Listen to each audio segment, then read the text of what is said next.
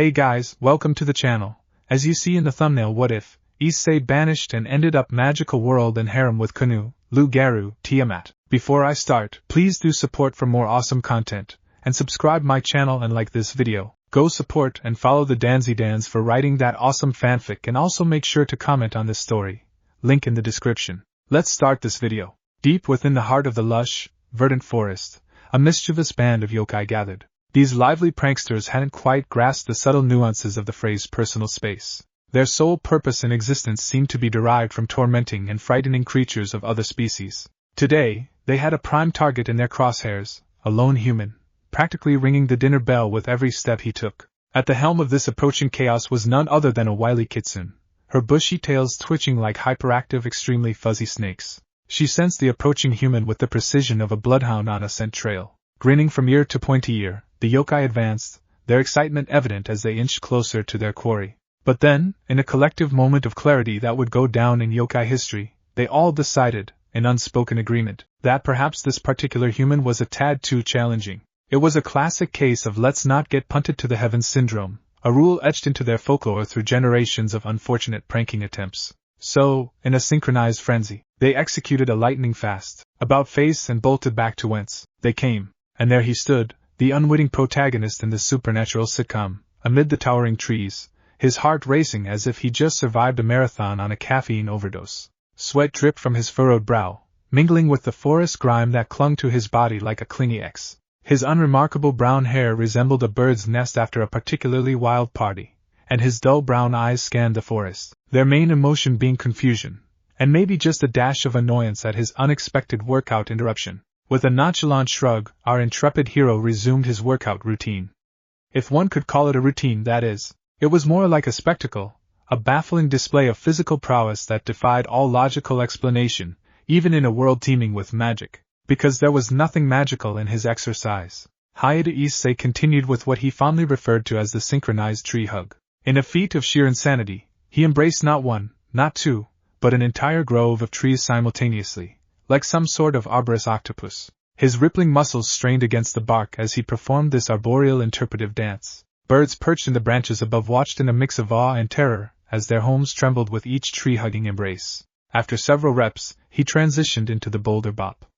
He located a massive boulder, 4 times his size, and began to dance around it like an overly enthusiastic partner in a salsa class. With each twirl, he kicked the boulder, and to the utter disbelief of gravity itself, the colossal rock soared into the air, spinning like a demented UFO. Issei followed its trajectory, doing a series of mid-air somersaults before catching the boulder with one hand and slamming it back into the ground. The forest floor trembled, and the bewildered animals began to suspect that their realm had been invaded by a particularly bewildering hurricane. Throughout this madness, Issei maintained a stoic expression, as if levitating logs and juggling boulders were the most ordinary activities in the world. And as he completed his workout that defied all logic, one couldn't help but wonder if there was a method to his madness, or if he was simply living in a world of his own, one where trees were his friends, gravity was optional, and truck-sized boulders made excellent props for a circus act. And as he finished his workout with a triumphant, satisfied smirk for another day well done, the forest stood still, the animals rendered utterly speechless by the spectacle they had just witnessed.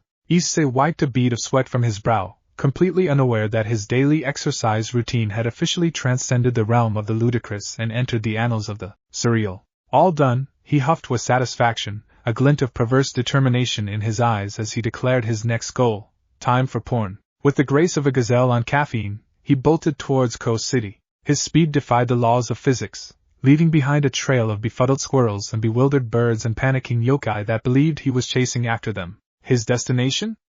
A humble newsstand tucked away in the city's bustling heart, the sacred repository of knowledge for connoisseurs of the art of hot women's anatomy. This month's edition of the renowned legacy of the Issei dragon. In this supernatural carnival of a world, where devils, demons, angels, and regular folks, along with those extraordinary heroic descendants, all shared the same earthly sandbox, a peculiar kind of harmony had settled in. Earth, heaven, hell, Asgard, Olympus, and plenty more had collectively agreed to set aside their squabbles, courtesy of a motley crew. Some guy from the Grigori Institution, a handful of Satans running the show in hell, and the ever-reliable Archangel Michael, who was temporarily filling in for God, who was presumably lounging in the celestial equivalent of a hammock in the higher dimensions, sipping on divine piña coladas for a job well done. But amidst this grand action sitcom, our protagonist, Issei, was what you might call a mana miser. While everyone else was tapping into their or Earth's plentiful winds of magic, or mana for short, Issei was the guy with the wand of envy, capable of turning the most powerful magic wand into a back-scratcher.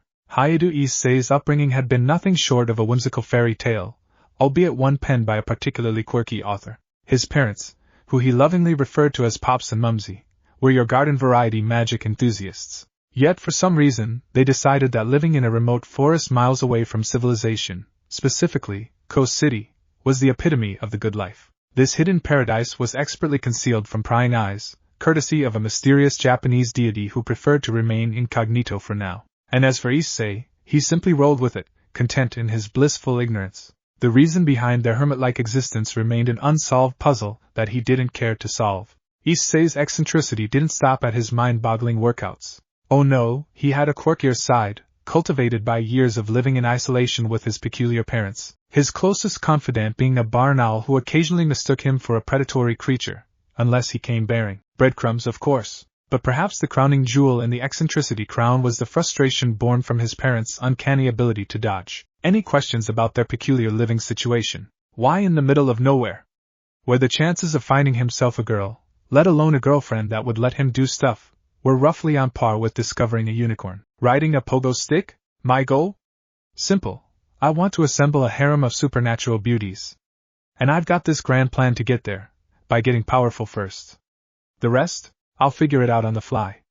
Or so I hope. His lofty goal, fueled by a heady concoction of teenage hormones, romanticized notions, and a dash of delirium, was a beacon of ambition that gleamed like a lighthouse guiding him through the stormy seas of his eccentric life. And according to his father, with the conviction of a true visionary, the path to this peculiar dream was paved by a tar called power. He'd figure out the logistics later, presumably over a cup of tea with his ever-slimy parents and a befuddled barn owl. And as he sprinted toward Coast City with a singular mission in mind, he couldn't help but wonder if today would be the day when destiny would finally reveal itself in the form of a hentai magazine.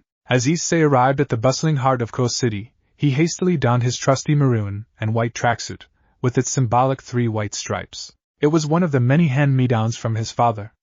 Remarkably, it still retained its pristine condition, thanks to his mother's magical touch. And like his usual fashion choices, which seemed to scream fashion crisis, the tracksuit clung to him like a paper bag, roughly and slightly oversized thanks to his compact stature. As he entered the city limits, he couldn't help but marvel at the kaleidoscope of races and species that mingled in the urban sprawl. People of all kinds, from humans to devils, angels to beings from realms with names he likely would get tongue-twisted, strolled the streets. Can't they just use their hands? A stray thought wandered into his invested mind as he observed his surroundings. Magic, a commonplace tool here, was used for the most mundane tasks. Someone summoned a floating umbrella to shield themselves from an imaginary drizzle, while another turned their coffee cup into a scuttling spider just for kicks. Issei, with his mana miser status, couldn't quite comprehend why they were bending over backward, sometimes literally, to employ magic. But he wasn't here to philosophize about the magical intricacies of city life. He felt as if Coast City was stuck in a never-ending magic show, and he was the only audience member who didn't receive the memo. But he didn't have the luxury to stand around pondering the mysteries of magical hairdryers. His parents had adamantly warned him never to visit the city, and although he respected their wishes, ever since he stumbled upon a very specific magazine,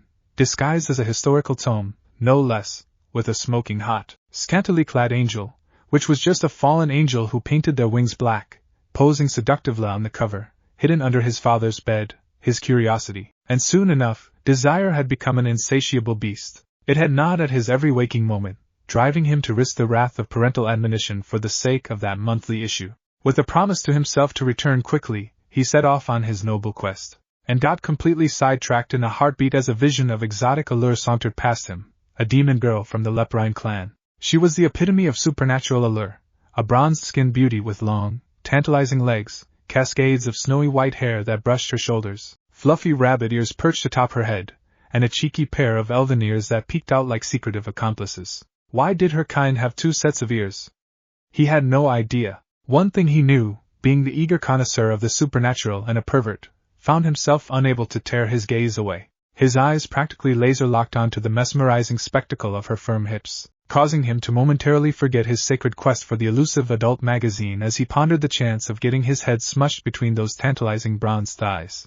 A glance was all it needed to drive his imagination to overdrive as he conjured a whirlwind of fantastical scenarios, each more absurd and tantalizing than the last. A nudge from the rational part of his brain finally jolted Issei back to his senses. With a self-imposed mental slap, he reminded himself of his mission, a mission of utmost importance, at least in his hormone-fueled mind. He couldn't afford to be sidetracked any longer, not when the clock was ticking, and the magazine he sought was presumably awaiting his eager arrival. With renewed determination and the image of the leporine girl imprinted firmly in his memory, Issei resumed his jog through the city. He would return to his forested sanctuary soon, magazine in hand. Issei arrived at the bookstand with all the subtlety of a teenage boy on a mission. The influence of the fallen angels over the red light district had turned this otherwise discreet shop into a spectacle, openly displaying its adult content for all to see. But Issei couldn't care less about the lack of modesty, all the better anyway. Since everyone was stunning in their own supernatural ways,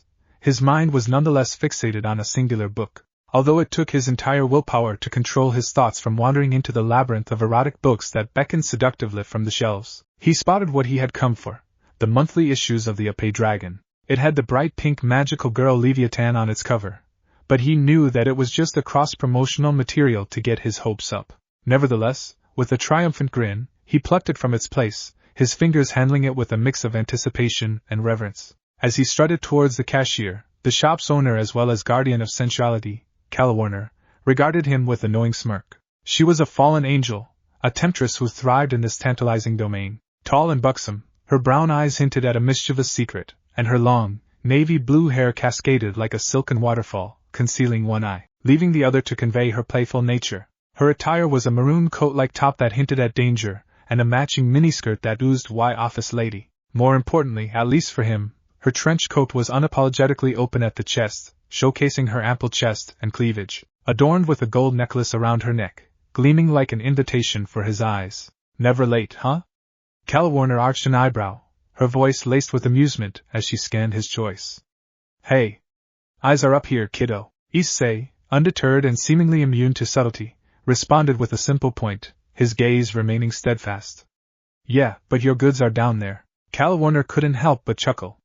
Ha, there needs to be more people like you. With a playful wink, she slipped something extra inside the brown paper bag containing his prized possession. Here, she said, handing it over to him, something a little extra for your loyalty. Issei accepted the bag with an eager grin and wasted no time peeking inside.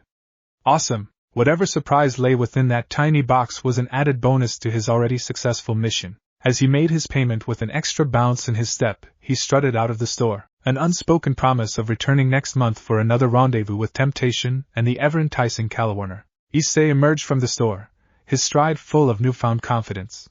His mission had been accomplished, and the bonus from Calawarner had made the trip even more worthwhile. He couldn't help but feel that today was a particularly good day, despite his parents' warnings about venturing into the city. As he strolled through the city park on his way back, he noticed a thick crowd congregating around a grand, ornate fountain. It was evident that a street performer was at the center of this spectacle, and the curiosity that had led him here spurred him forward. With a flourish of his cape and a dazzling display of sparks, the performer summoned a cascade of glowing butterflies into the air. The ethereal creatures danced in harmony with the performer's whimsical gestures, captivating the attention of the passerby, including Issei. The guy without magic found himself drawn to the spectacle. His eyes widened as he gazed at the radiant display, his curiosity piqued by the enchanting dance of the butterflies, wondering if he could pluck one and keep it as a pet. His innate musing broadening the subject to wondering if these butterflies had predators. What would they be? Glowing iguanas? As Issei stood there, enchanted by the ethereal dance of the butterflies, a sharp-eyed individual in the crowd, someone particularly keen of magical senses, sensed something amiss.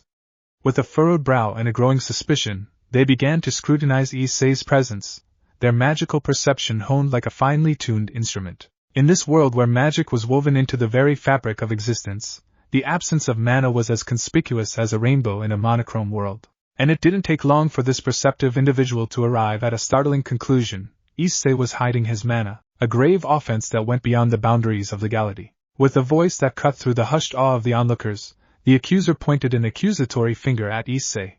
You there? What are you hiding? They demanded, their tone laced with both authority and suspicion. Mana concealment is a crime, you know. It took Issei a glance to realize that finger wasn't pointing at someone behind him, but at him. Huh? Me? He then stared down at his brown paper bag, and instinctively clutched it tighter. I ain't hiding anything from anything. Issei's bewildered protest was cut short as someone in the crowd, misinterpreting the situation entirely, jumped to a bombastic conclusion. He has a bomb. Chaos erupted like a tempest. The tranquil park was transformed into a pandemonium of fear and frantic movement. The startled crowd scattered in all directions, like leaves caught in a sudden gust of wind, nearly emptying the once-packed park in a matter of seconds. Amidst the panic, his accusator, an officer in white uniform, known as a sentinel, which was really just a cooler term for magic police, stepped forward. Nervously, he pointed his wand at Issei, conjuring tiny magical circles before his mouth and ears. As he spoke into these arcane channels, he called for urgent backup, his voice trembling with the weight of the situation. Attention all units, he said, his words amplified by the enchanted circles. Potential threat in the park. Suspect accused of mana concealment. Suspected bomb threat. Potential Cows Brigade affiliation. Requesting immediate backup. Wait. Issei raised his arms, still clutching his bag. Having read this scene from his many books as he smoothly read the name tag on the officer's chest. Officer Takashi, this is all just one giant misunderstanding. What I have is just a book. The sentinel's wand wavered slightly as he took in Issei's plea, but didn't bite.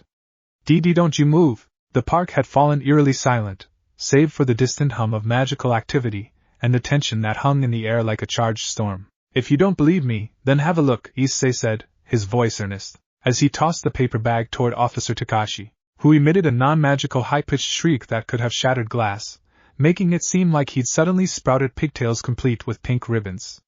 Eek eek! With a frightened wave of his wand, he unleashed a bolt of fire magic, aiming it directly at the tossed bag. But what shocked the poor sentinel more was what Issei did. His instincts kicking into high gear, with a swiftness that defied belief, Issei burst forward, patting the fireball away like it was a casual game of beach volleyball, guiding it harmlessly off course. In one fluid motion, he snatched his bag out of the air, fixing the officer with a somewhat annoyed look. Hey! Careful! Issei scolded, exasperated. These things cost money, you know. Officer Takashi, his face a mosaic of sheer horror, had gone from panic to full-blown meltdown. All units. Requesting immediate backup. P. Pronto. Amid the chaos and befuddlement, Issei's smooth brain, always reliable in moments of questionable judgment, seized control. Without any further ado, he made a split-second decision that, to him, seemed utterly sensible. Running like a gazelle fleeing a particularly ambitious magic-infused cheetah. With a burst of adrenaline-fueled energy, he launched himself into a sprint, leaving Officer Takashi utterly stupefied in his wake. Issei's track shorts did their best impression of an afterthought as his feet thundered against the ground, creating a rhythmic drumbeat of escape. As dust billowed like a storm, the sentinel's jaw practically grazed the ground, his eyes expanding to the size of dinner plates as Issei vanished into the horizon before he could even utter a single word. As he staggered back, beads of cold sweat trickling down his furrowed brow, the seasoned officer felt like he'd narrowly avoided a collision with a speeding freight train. Retirement was suddenly looking quite appealing, and he contemplated the merits of an early exit from the world of magical policing. His escape had not gone unnoticed, even in the chaotic maelstrom of dust he created. High above, a majestic raven, a familiar, a creature bound to the will of a master, silently tracked his every move, its sharp eyes locked onto the fleeting figure below. In a dimly lit room filled with a myriad of screens displaying scenes from across the city, a man in a fedora leaned forward in his chair, his smirk betraying a sense of exhilaration. Finally Danzydanz mused, some entertainment. Years of diligent service had rewarded him with his lofty position, but the daily grind had left him yawning with boredom. Yet, watching the young man's mad dash through the city park, Danzyg's grin broadened. With the precision of a seasoned strategist, he began coordinating his familiar, directing it to keep a vigilant eye on the presumed young terrorist's hideout. And it was the best mistake of his life. Break. Issei, his heart now beating steadily and thinking absolutely nothing of what had happened due to his limited interaction with the outside world, approached the quaint cabin, the one place in the world he truly considered home. Before entering, however, he discreetly stashed the magazine and the extra gift from Calawarner beneath his tracksuit and pocket respectively, feeling like they were some sort of contraband he needed to smuggle past the stern border patrol. Namely, Mickey Hayato. Pops, Mumsy, I'm back, Issei called out, doing his best to sound casual despite the whirlwind of events he'd just experienced. Just finished my training, and I'm heading for a quick shower. Welcome back, sweetie. Good work again today, boy. His parents, in the midst of their magical endeavors, acknowledged his return with brief greetings.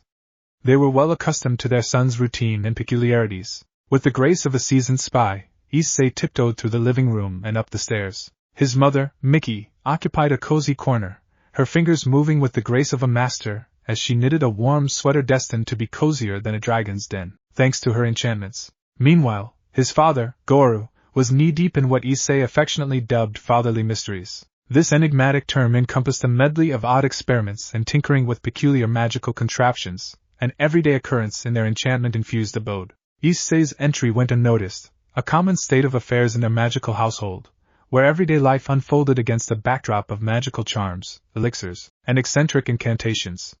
With ninja-worthy stealth, he slipped into his room, his clandestine magazine still concealed beneath his attire. As he closed the door behind him, he couldn't help but marvel at the outlandishness of his day. From a simple quest for adult entertainment to a high-speed park escapade, it was shaping up to be a day like no other in his mana-challenged existence. And now, to savor the day, Naihihi!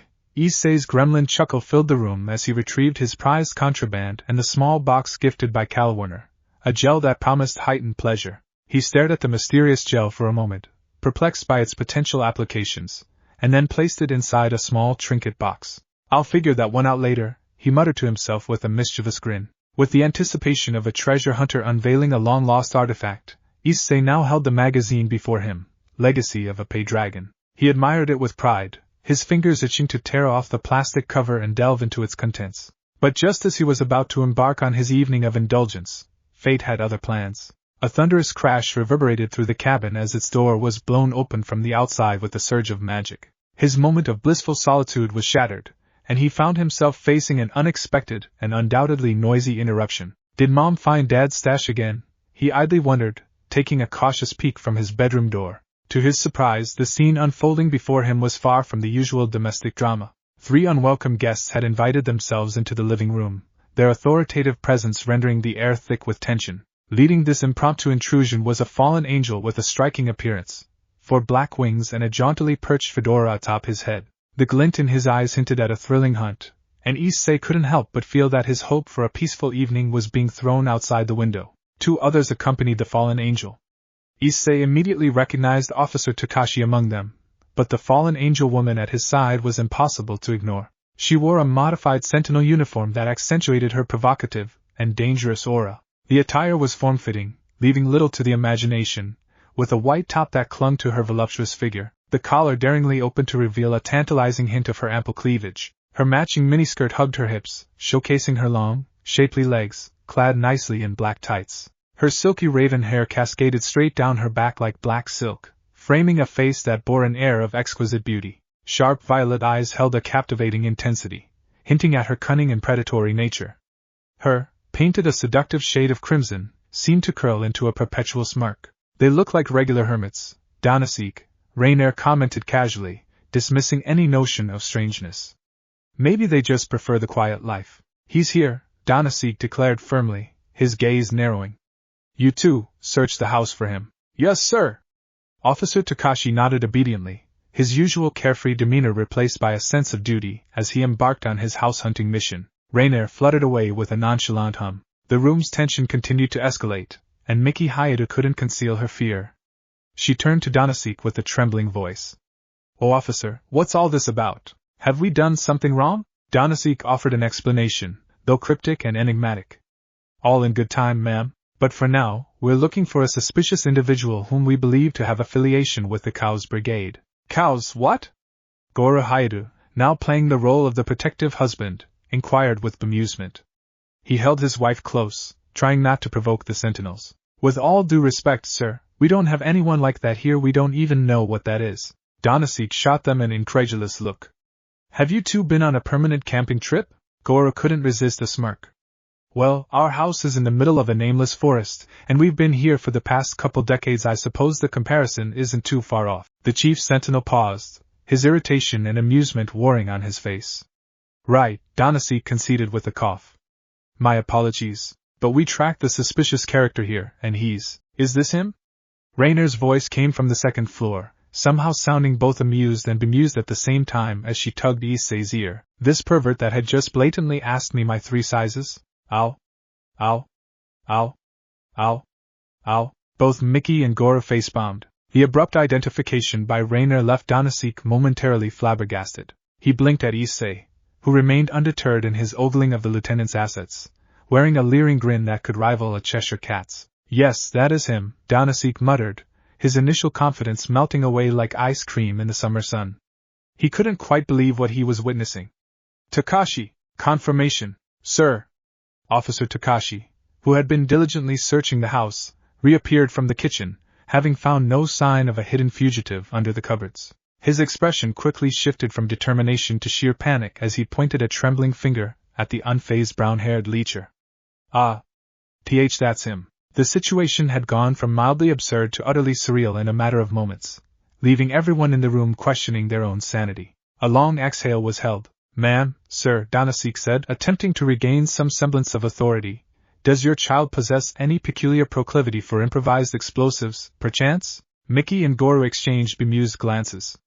None that we know of, officer. All right, Danasik nodded as he turned his attention to Rainer, his brow furrowing with a mixture of disappointment and relief. And you, Rainer? What did you find in his room? Rainer shrugged, still pinching Issei's ear. Nothing that screams he's a terrorist. He's just a kid. With lots of magazines. But unless we're charging someone for the possession of pornographic materials. Hey! That was uncalled for. Issei wailed, feeling a cold sweat starting to bead as he was now the target of his mother's withering glare. Rainer, undeterred, continued her assessment. Then I don't think we'll be making any grand arrest as you've promised me today, Danasik. The chief sentinel let out a weary sigh, realizing the enormity of his misunderstanding. With a flick of his hand, he summoned a shimmering curtain of magic, and the blasted door floated back to its hinges, mending the shattered entrance, as if it had never been damaged. Sorry about the door, he mumbled, his voice tinged with chagrin. We'll be on our way. False alarm, it seems. However, Officer Takashi remained resolute. But sir, he concealed his mana. The color drained from the hired parents' faces as they realized the potential implications. Meanwhile, Issei was still savoring the memory of the hot officer's cleavage, committed to future material. Enough, Takashi. You want to embarrass me further? Danasik said, causing the yokai sentinel to shrink. Though Danasik did recall the matter, he nodded slowly. Do remind your son that it's highly inadvisable to conceal his mana, Danasik advised sternly. Especially now, with the entire world on high alert for dangerous individuals. Mr. and Mrs. Hayadu, sir, Goro responded with gratitude. And yes, sir. This'll be the last time. Rainer, amused by the absurdity of the situation, couldn't help but chuckle softly. Unless he's one of those manaless folks, that is. Mickey and Goro paled further. They paled even more as Issei obliviously asked, What's wrong with that? Danasik, after recovering from the surreal events, cleared his throat. Well, young man, he began, addressing Issei, it's very unusual to not have mana in a world full of magic. Your lack of mana is a matter of concern. With a wave of his hand, Danasik attempted to scan Issei for mana once more, only to find the result unchanged. Unconceal your mana, boy, he instructed, I still can't detect it from you. Issei blinked. How could he hide something he didn't have? Danasik's scanning spell continued to register no mana from Issei, and he frowned deeply. This is highly irregular, he muttered to himself, slowly turning over to the parents. Have you been hiding a blemish in our society, Mr. and Mrs. Hayadu? The color drained from the Hayadu parents' faces as their nightmare came to life. Goro's voice quivered as he implored Danasik, his words carrying the weight of a father's despair. Officer, please, you have to understand he's our son. We love him. Mickey's voice joined her husband's, her eyes welling with tears taking him away from us. It's not fair. Please, there must be another way. Danasik, despite his earlier bluster, felt a pang of sympathy as he witnessed the parents' genuine anguish. Yet, he knew the law was unyielding in this matter. I'm sorry, he said, his voice laced with regret. But the law is clear. We cannot allow someone without mana to exist in our society. It's a danger we cannot ignore. But what's so bad about that? Issei asked, still oblivious to the gravity of the situation, not getting why everyone was making such a fuss about his lack of magical mojo. And you're not taking me anywhere without the approval of my parents, Fedora guy. I ain't leaving with you. And he won't be going anywhere. His parents suddenly declared in unison, and drew out their wands. The room crackled with tension as a clash of magic erupted, and Danzydanz took charge, his lightsaber-like weapon slicing through the firebolt and ice bolt spells with precision, splitting the weak spells with ease. "Neutralize them," he commanded urgently. "Incapacitate. Do not harm them." Rainier gracefully left Issei and leaped to the floor, her 4 black wings spreading and then retracting as they aided her movements. She summoned a violet spear made of light, ready for combat. Meanwhile, Takashi conjured his yujutsu, a unique form of magic known only to his kind, seeping purple mist that coiled around the hiatus. "Run, Issei!" Mickey shouted, her voice tinged with desperation as her magic weakened in the presence of the strange purple mist. The family understood that the sentinels didn't mean to harm them, which was precisely why they needed to make use of this opportunity. "Run, son!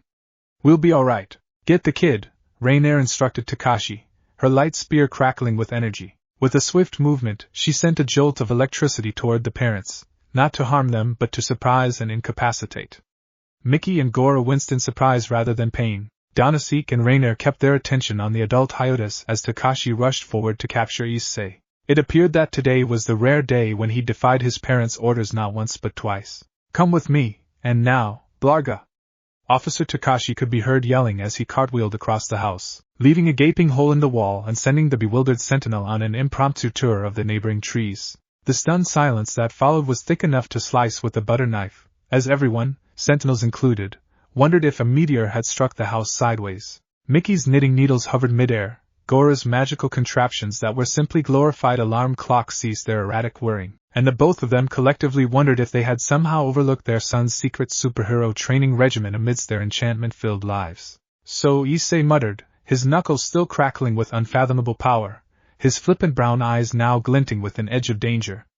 "Who's next in line for the dirt sandwich?" Danzydanz and Rainier exchanged a glance, unspoken thoughts passing between them as they assessed the situation and the formidable teenager before them. It was clear that things had taken an unforeseen turn, and Issei had no intention of cooperating. Rainier chuckled softly, her eyes glittering with amusement as she took a step forward, her light spear poised for action. Well, it seems we've stumbled upon quite the anomaly, Danzydanz. Shall we see just how much dirt this young man can dish out?" Danzydanz, with his fedora perched at a rakish angle on his head, nodded in agreement. "I believe we shall, Rainier.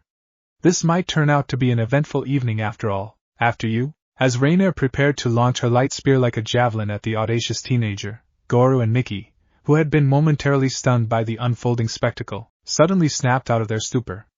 Their parental instincts kicked into overdrive. "Issei! No!"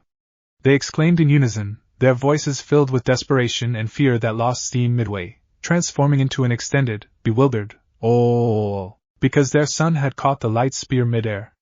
His parents could hardly believe their eyes. The weapon, which had enough electric force to incapacitate a rampaging bull mammoth, seemed to have about as much effect on Issei as a gentle tickle. His brown hair stood on end from the static electricity, giving him the appearance of a particularly unruly porcupine. Rainier exchanged a profoundly perplexed glance with Danzydanz, questioning if she'd mistakenly thrown a dud light spear. It was as if they had been transported to a parallel universe governed by the rules of slapstick comedy.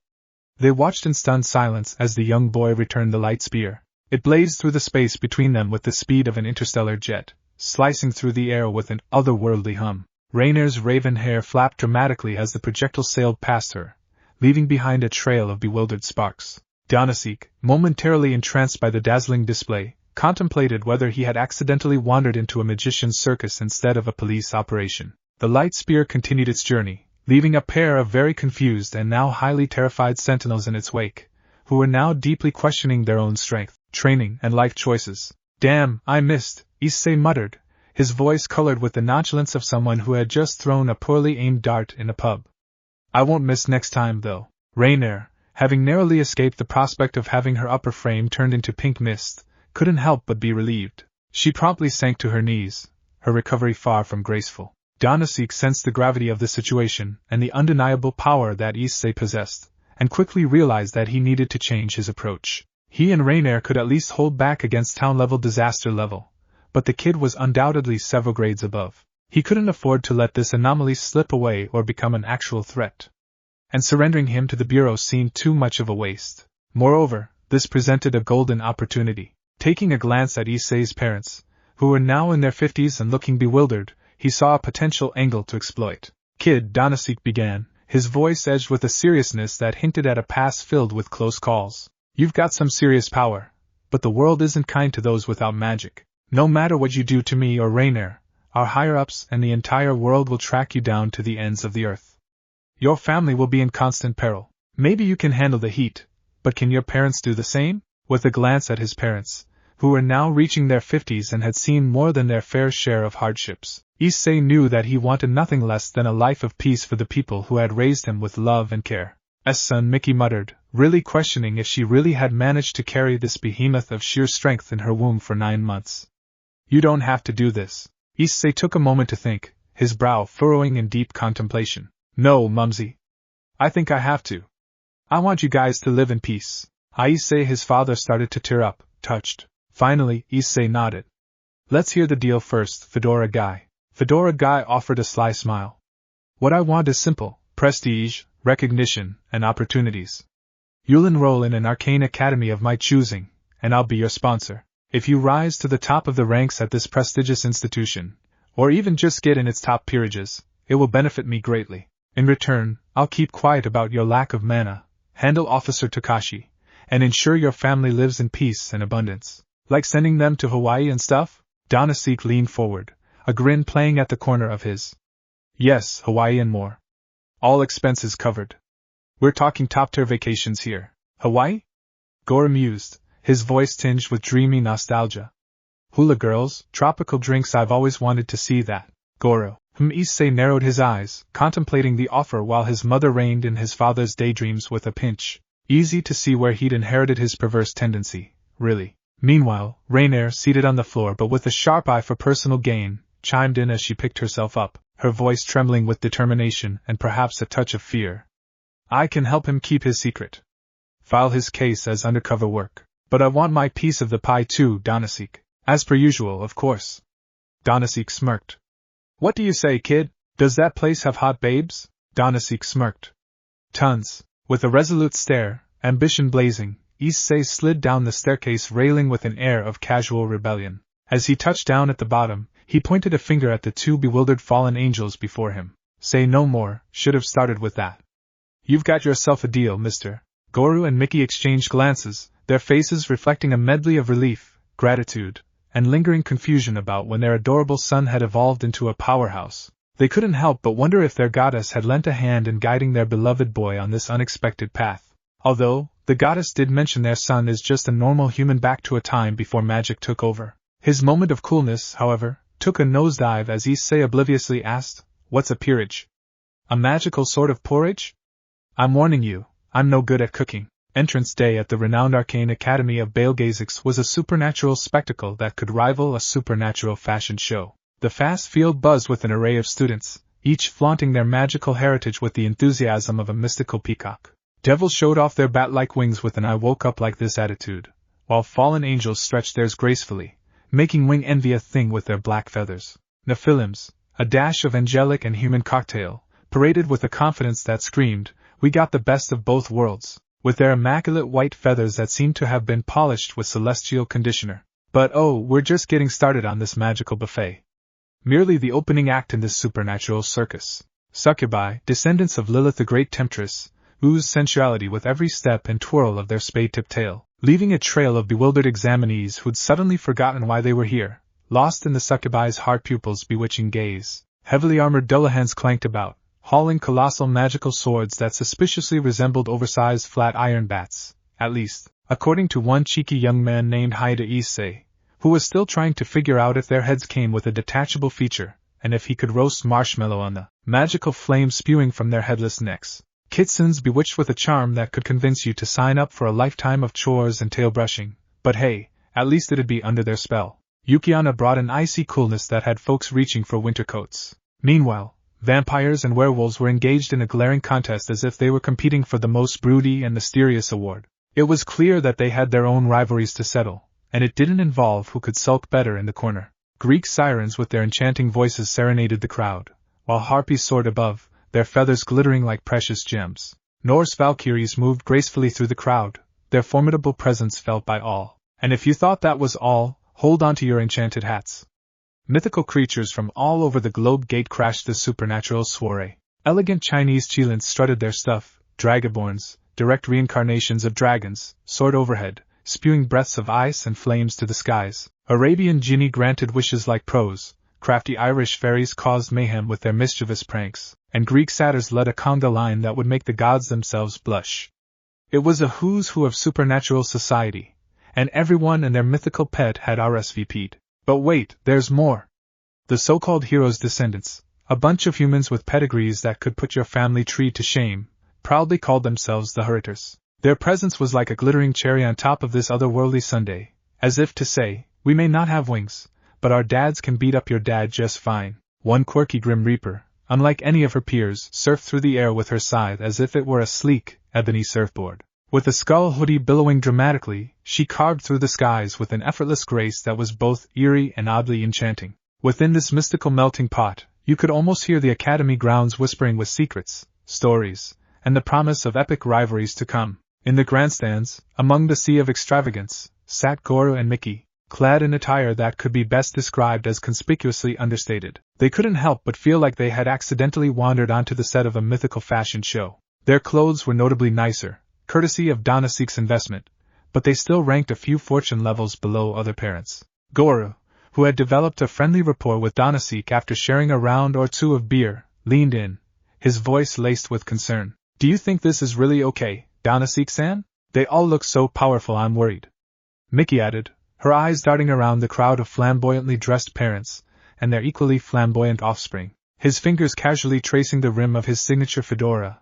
His nervous habit, Danasik himself was far from convinced, wondering if he just delivered Issei into a death sentence. But he responded with a nonchalant shrug, well, let's just say your son doesn't exactly scream ordinary either. Indeed, Issei was a spectacle unto himself. Amidst the sea of students bedecked in ornate robes and flashy magical attire, he stood out like a sloth at a sprinting competition. Clad in loose-fitting sport shirts and track pants that suggested he couldn't decide between working out or taking a nap, Issei had already become the subject of countless raised eyebrows and hushed, mystified whispers among the senior students perched in the Grand Academy building overlooking the examinees. The fact that he was obviously ogling the scantily clad examinees did not help his case as the weirdo. But this was not what made him unordinary. Hey kid! Danasik shouted, his thunderous voice managing to snap Issei's leering gaze over the barely clothed dryads.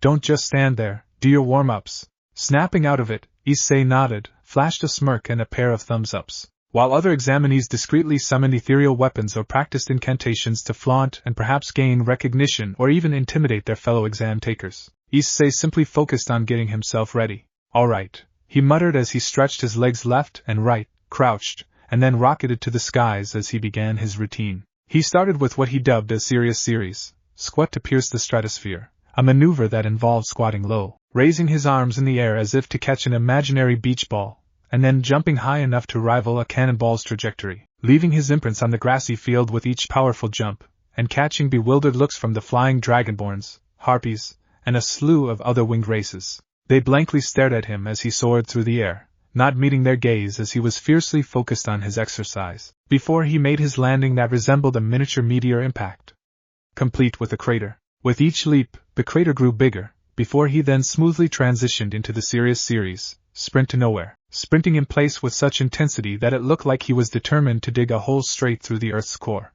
Those who watched could hardly believe their eyes, wondering if he was trying to leave a deeper crater than the one he had just created. However, Issei was nothing if not a good sport, and he promptly filled the hole back up with dirt, giving it a firm stomp to make it appear seamless. Beads of sweat glistened on his forehead, but Issei was not done. He transitioned seamlessly into a set of push-ups, his body seemingly defying gravity as he effortlessly lifted himself skyward, his limbs a blur of motion. Students nearby exchanged alarmed glances. Did he just levitate?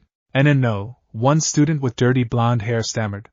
He must be using Excel to push himself on and off the ground. It only looks like levitation. He might be pulling off a double, maybe even triple or quad Excel. What? It's that second-year grade spell? Well, he does look a bit older, just like most of the Dragonborns. But isn't he a human? He's a human, right? I think so. And besides, aren't you a Dragonborn yourself, Saji? His Yukiana childhood friend pointed out, the icy mist shrouding her being twirling around her white hair. You don't have to accompany me, Saji-kun. I can look after myself just fine. Well, yeah, sure, Momo-chan, but it's less about not wanting to leave you alone and more about me not wanting to get roped in with weirdos. Momo giggled serenely. And this is why I like you. Ah geez, you're gonna make me blush not saying you should stop. Praise me more. Oblivious to the romance brewing around him, Issei went on with his extreme warm-ups. Then came the air sitting, but this wasn't a typical lounge chair affair. With one leg casually raised over the other's knee and an iron barbell loaded with magical runes on his shoulders, courtesy of Danasik's investment, Issei struck a famous thinking pose without the chair. He sat there, looking menacing and mysterious, muttering something that seemed like incantations. Those who eavesdropped realized he was reciting his favorite pizza toppings, which were predominantly rich protein. In other words, meat. The other students watched in utter amazement, convinced that Issei was tapping into some secret, strength-enhancing magic. After all, who in their right mind would believe that someone could achieve such ridiculous feats purely through physical exertion? One senior student observing the scene from the academy building turned to another with a raised eyebrow. You think he's chugging enchanted protein shakes or something? Like the ones Heracles used? His friend nodded sagely, watching as Issei suddenly executed a perfect backflip, causing a shockwave that sent nearby pebbles bouncing. Yeah, probably, but I've never seen enchanted protein shakes that can make you jump that high. Maybe they're brewed with minotaur milk, or something. Wanna bet if he'll make it through? Head deal. The senior devils shook hands. 5 mil. Back to the current spectacle below, Issei concluded his routine with a triumphant flourish. He stretched his arms and legs and beamed with satisfaction. With his hands on his hips and a grin on his face, he announced to the grandstands, "It's done, Danasik-san." He directed his gaze toward his parents, and the fedora-wearing fallen angel, who was looking at him with deep satisfaction, reveling in the attention of the other parents. Danasik returned Issei's announcement with a slow clap, complete with a smug, eyes-closed smirk that practically screamed, "I knew he'd impress you all." The fedora man then summoned a towel and a cold protein shake, which he expertly sent Issei's way. Issei caught them with a grateful nod and a refreshing sip of the protein shake. He found that even in the world of magic, some things were universal, like the satisfaction of a post-workout drink. As Issei reveled in the post-workout glow, a hushed murmur of excitement began to circulate among the crowd as the earth shook beneath their feet. All eyes turned to the epicenter of attention as a figure quite literally rose from the ground, along with an impromptu stage made of raised earth, staged before the grand stairs that would lead to a building Issei had no idea what it was for. This examiner was a man with dark green hair and an air of devilish nobility. His golden eyes, almost perpetually squinted or half-closed, added to his enigmatic charm. His arrival alone had a profound effect on the female examinees. Hearts raced, swooning ensued, and a collective sigh seemed imminent, while the boys couldn't help but admire his reputation as a former student, and now a professor at this prestigious Arcane Academy. As the crowd gawked at Diodora's dramatic display, Issei glanced at the examiner's theatrics and muttered under his breath with a genuine question. Why is he showing off to us teens? Isn't he an adult? For a brief moment, Diodora's charming smile faltered, revealing a hint of veiled irritation that he barely hid. Clearing his throat, the examiner moved on with the welcoming speech. Ladies and gentlemen, esteemed parents, and of course, our promising young talents, Diodora Astaroth began his speech with a flourish, his voice dripping with honey charm. Today, as we stand on the threshold of a new academic year at our prestigious Arcane Academy, we are not merely embarking on a journey of magical education. No, my dear examinees, we are venturing forth into a realm of boundless potential, where the mysteries of the supernatural world shall be unveiled before your very eyes. His words flowed like a river of silver, mesmerizing the audience with his charisma. In this hallowed institution, we shall nurture your talents, hone your skills, and guide you on a path towards greatness. Here, you shall learn the arcane arts, master the intricacies of magic, and discover the hidden depths of your supernatural abilities. Diodora's smile was positively radiant as he continued, I have no doubt that each one of you possesses the potential for greatness, and it is my solemn duty, as your professor, to unlock that potential and help you shine like the brightest stars in the night sky. So, my dear students, I implore you to embrace the challenges that lie ahead with open hearts and open minds. He paused for dramatic effect, his gaze sweeping over the attentive crowd. Today marks the beginning of a remarkable journey, one that will shape not only your future but the future of our supernatural world. I have faith in each and every one of you, and I eagerly anticipate the incredible feats you will achieve during your time here. The applause that followed his grandiloquent speech resembled a volcanic eruption, and the crowd's cheers could have easily drowned out a dragon's roar. As he concluded his elaborate oratory, His keen eyes landed squarely on Issei, whose expression seemed to declare, no thoughts allowed, brain on vacation. Diodora's irritation swelled like an overinflated balloon. It intensified further as a nearby examinee couldn't resist the opportunity to tease Issei, who seemed to radiate a powerful idiot vibe with his vacant stare. With a sly grin, a black-haired woman in regal dress with black feathers leaned toward him with a mischievous look and asked, "Hey, do you even grasp the profundity of what the professor just delivered, Mr. Bumpkin?" Completely oblivious to being the subject of mockery, Issei offered a nonchalant shrug and replied in his usual straightforward manner, "Nah, not a clue what he's on about. But I didn't want to rain on the dude's parade, you know? He looks like he's been rehearsing this speech since the Middle Ages." "The dude?"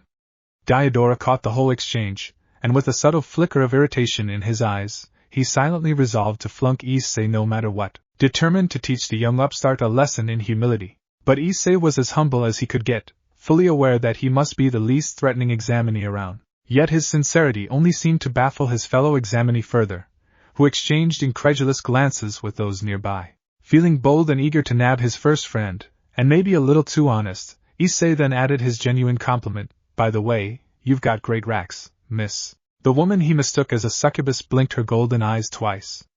"I beg your pardon? Huh?" Maybe she didn't quite catch his words. "I said you've got great racks." With a twitch, she shot him a glare that could melt glass, much to his confusion, before promptly turning away with a haughty huff. "Do not talk to me ever again," Issei wilted. "Oh. Okay." Only later that Issei would learn that complimenting someone's in reality would not work as well as it did in those Arrow comics. For now, he was stuck questioning if he should have praised her hips instead.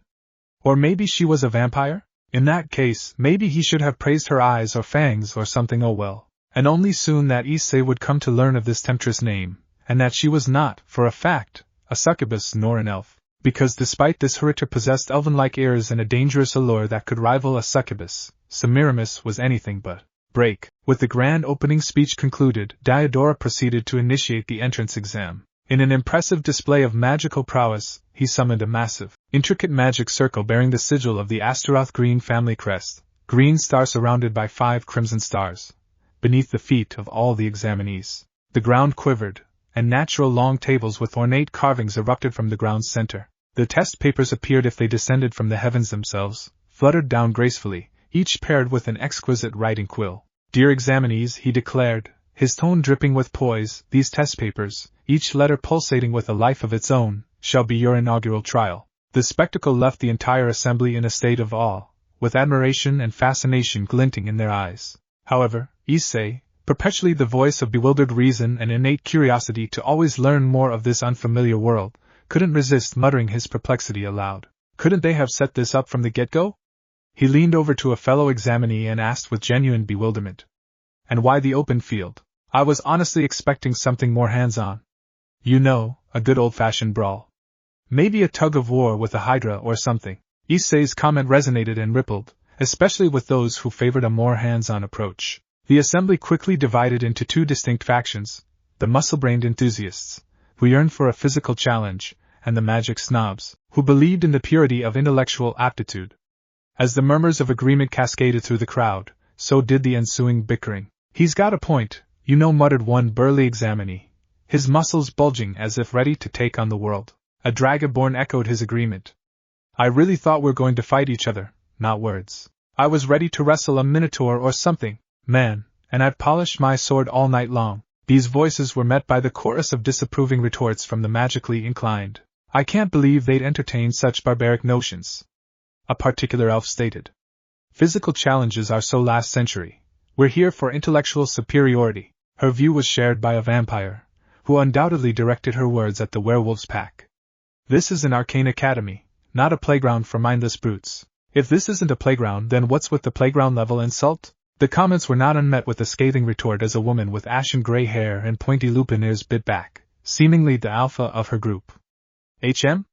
Karnstein?" The vampire tittered graciously, her crimson eyes flaring under the shade provided by her umbrella. "I'm well aware that your brother attends this academy, but don't expect you can always turn tail and hide behind his shadow, Loup Garou." As the age-old vampire and werewolves rivalry brewed into the new generation, other races were getting agitated as well. Even among the Dullahans, a division emerged.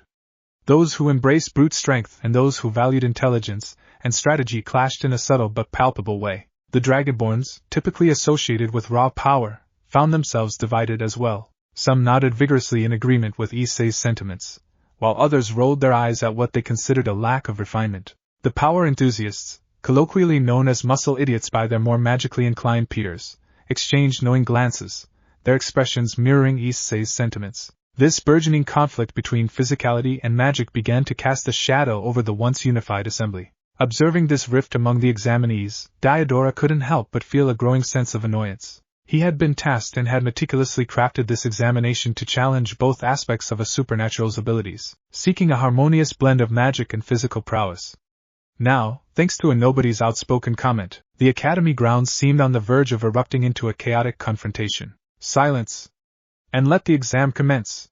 He declared with a hint of impatience, though maintaining his composure, as Diodora conjured a regal seat made of earth, and took his place in the proceeding with a determinately sour mood.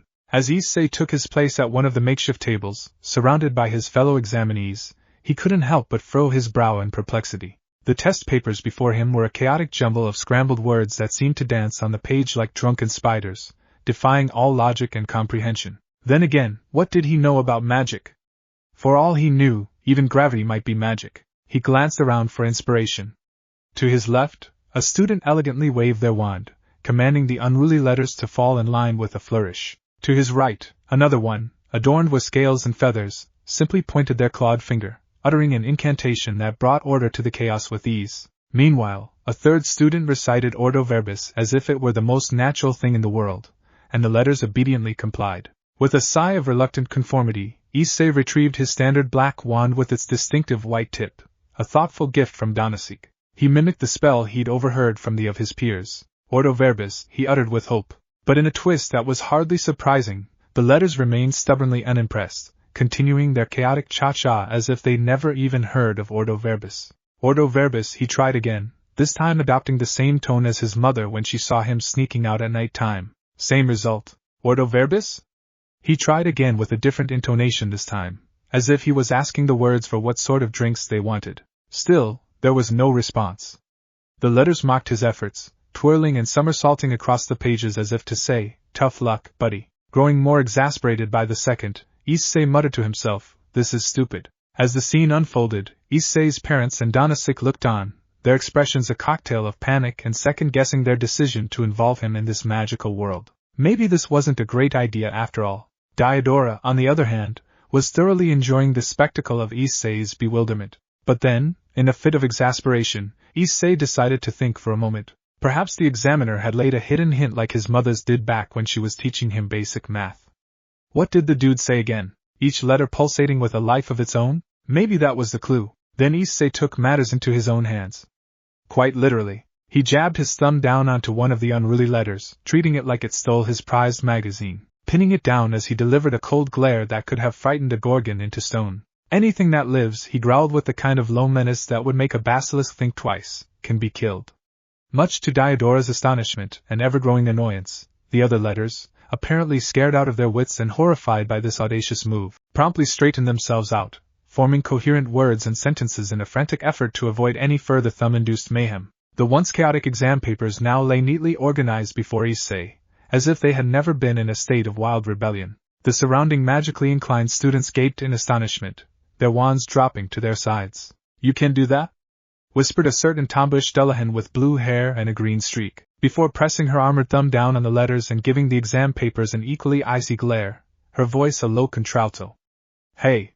Play nice, or I'll play rough." Other aspiring powerhouse enthusiasts quickly copied their thumb techniques, and much to their amazement, it worked like a charm. Issei, oblivious to the spectacle and inspiration he had unwittingly provided, simply grinned at the miraculously unscrambled words and proceeded to present his papers. His parents exchanged wide-eyed glances, their expressions oscillating between astonishment and parental pride.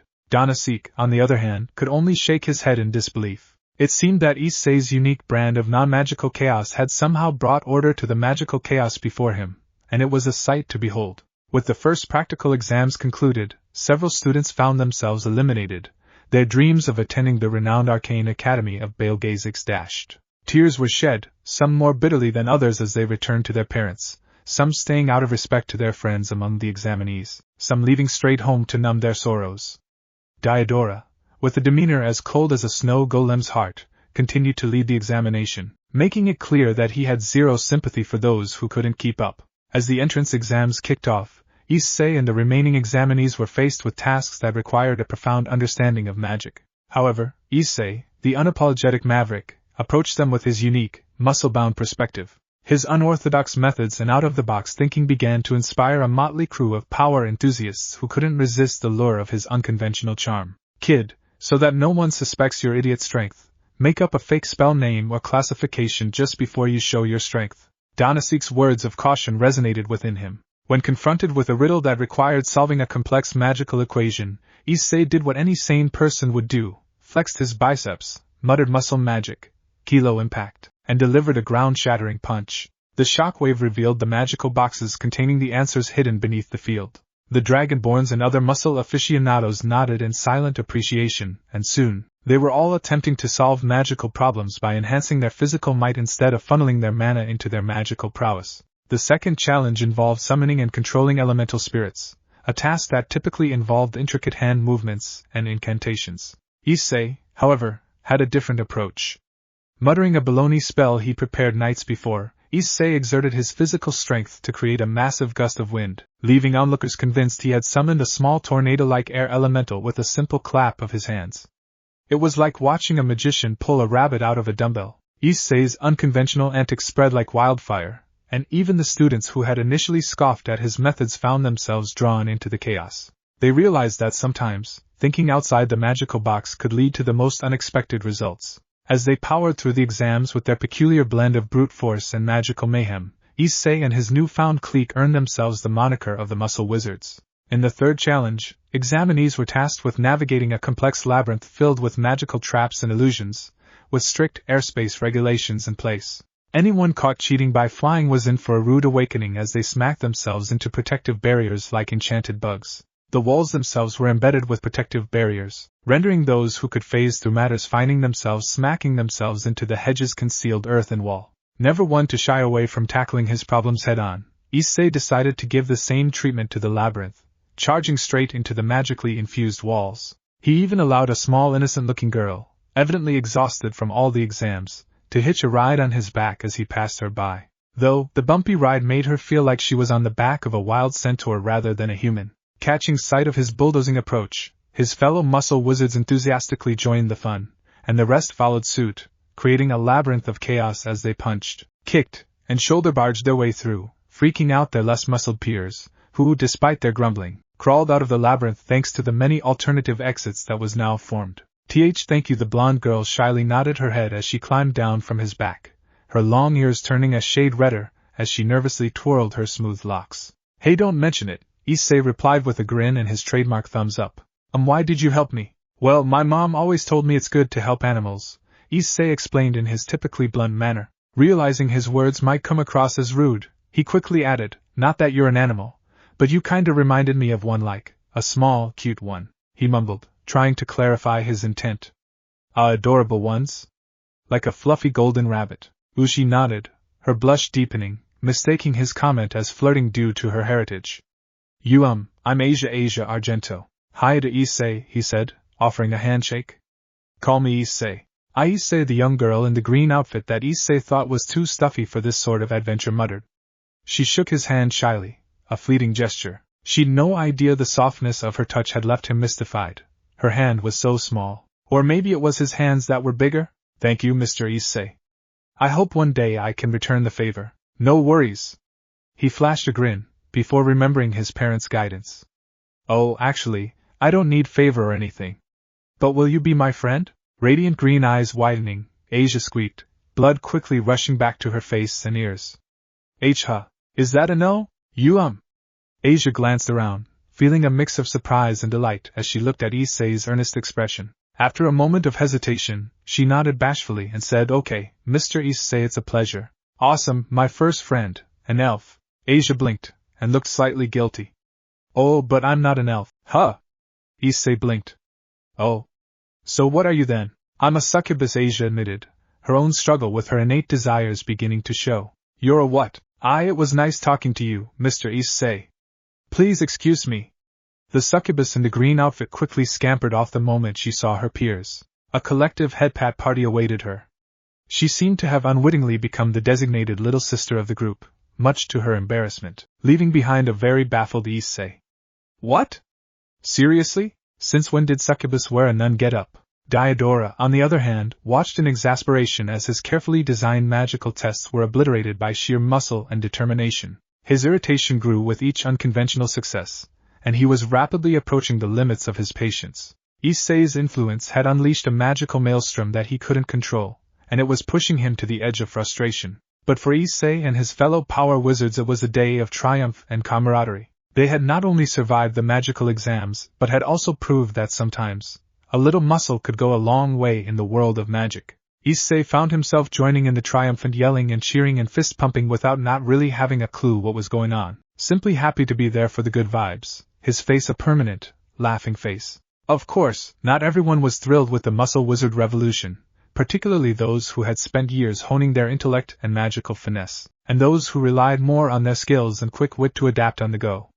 The clash between brains and brawn was brewing, and it promised to be a showdown of epic proportions. One particularly brawny dragonborn flexed his muscles and declared, "Who needs spells when you can enhance your pure, unadulterated strength?" The technical students, with their precision and magical finesse, scoffed at the muscle wizards.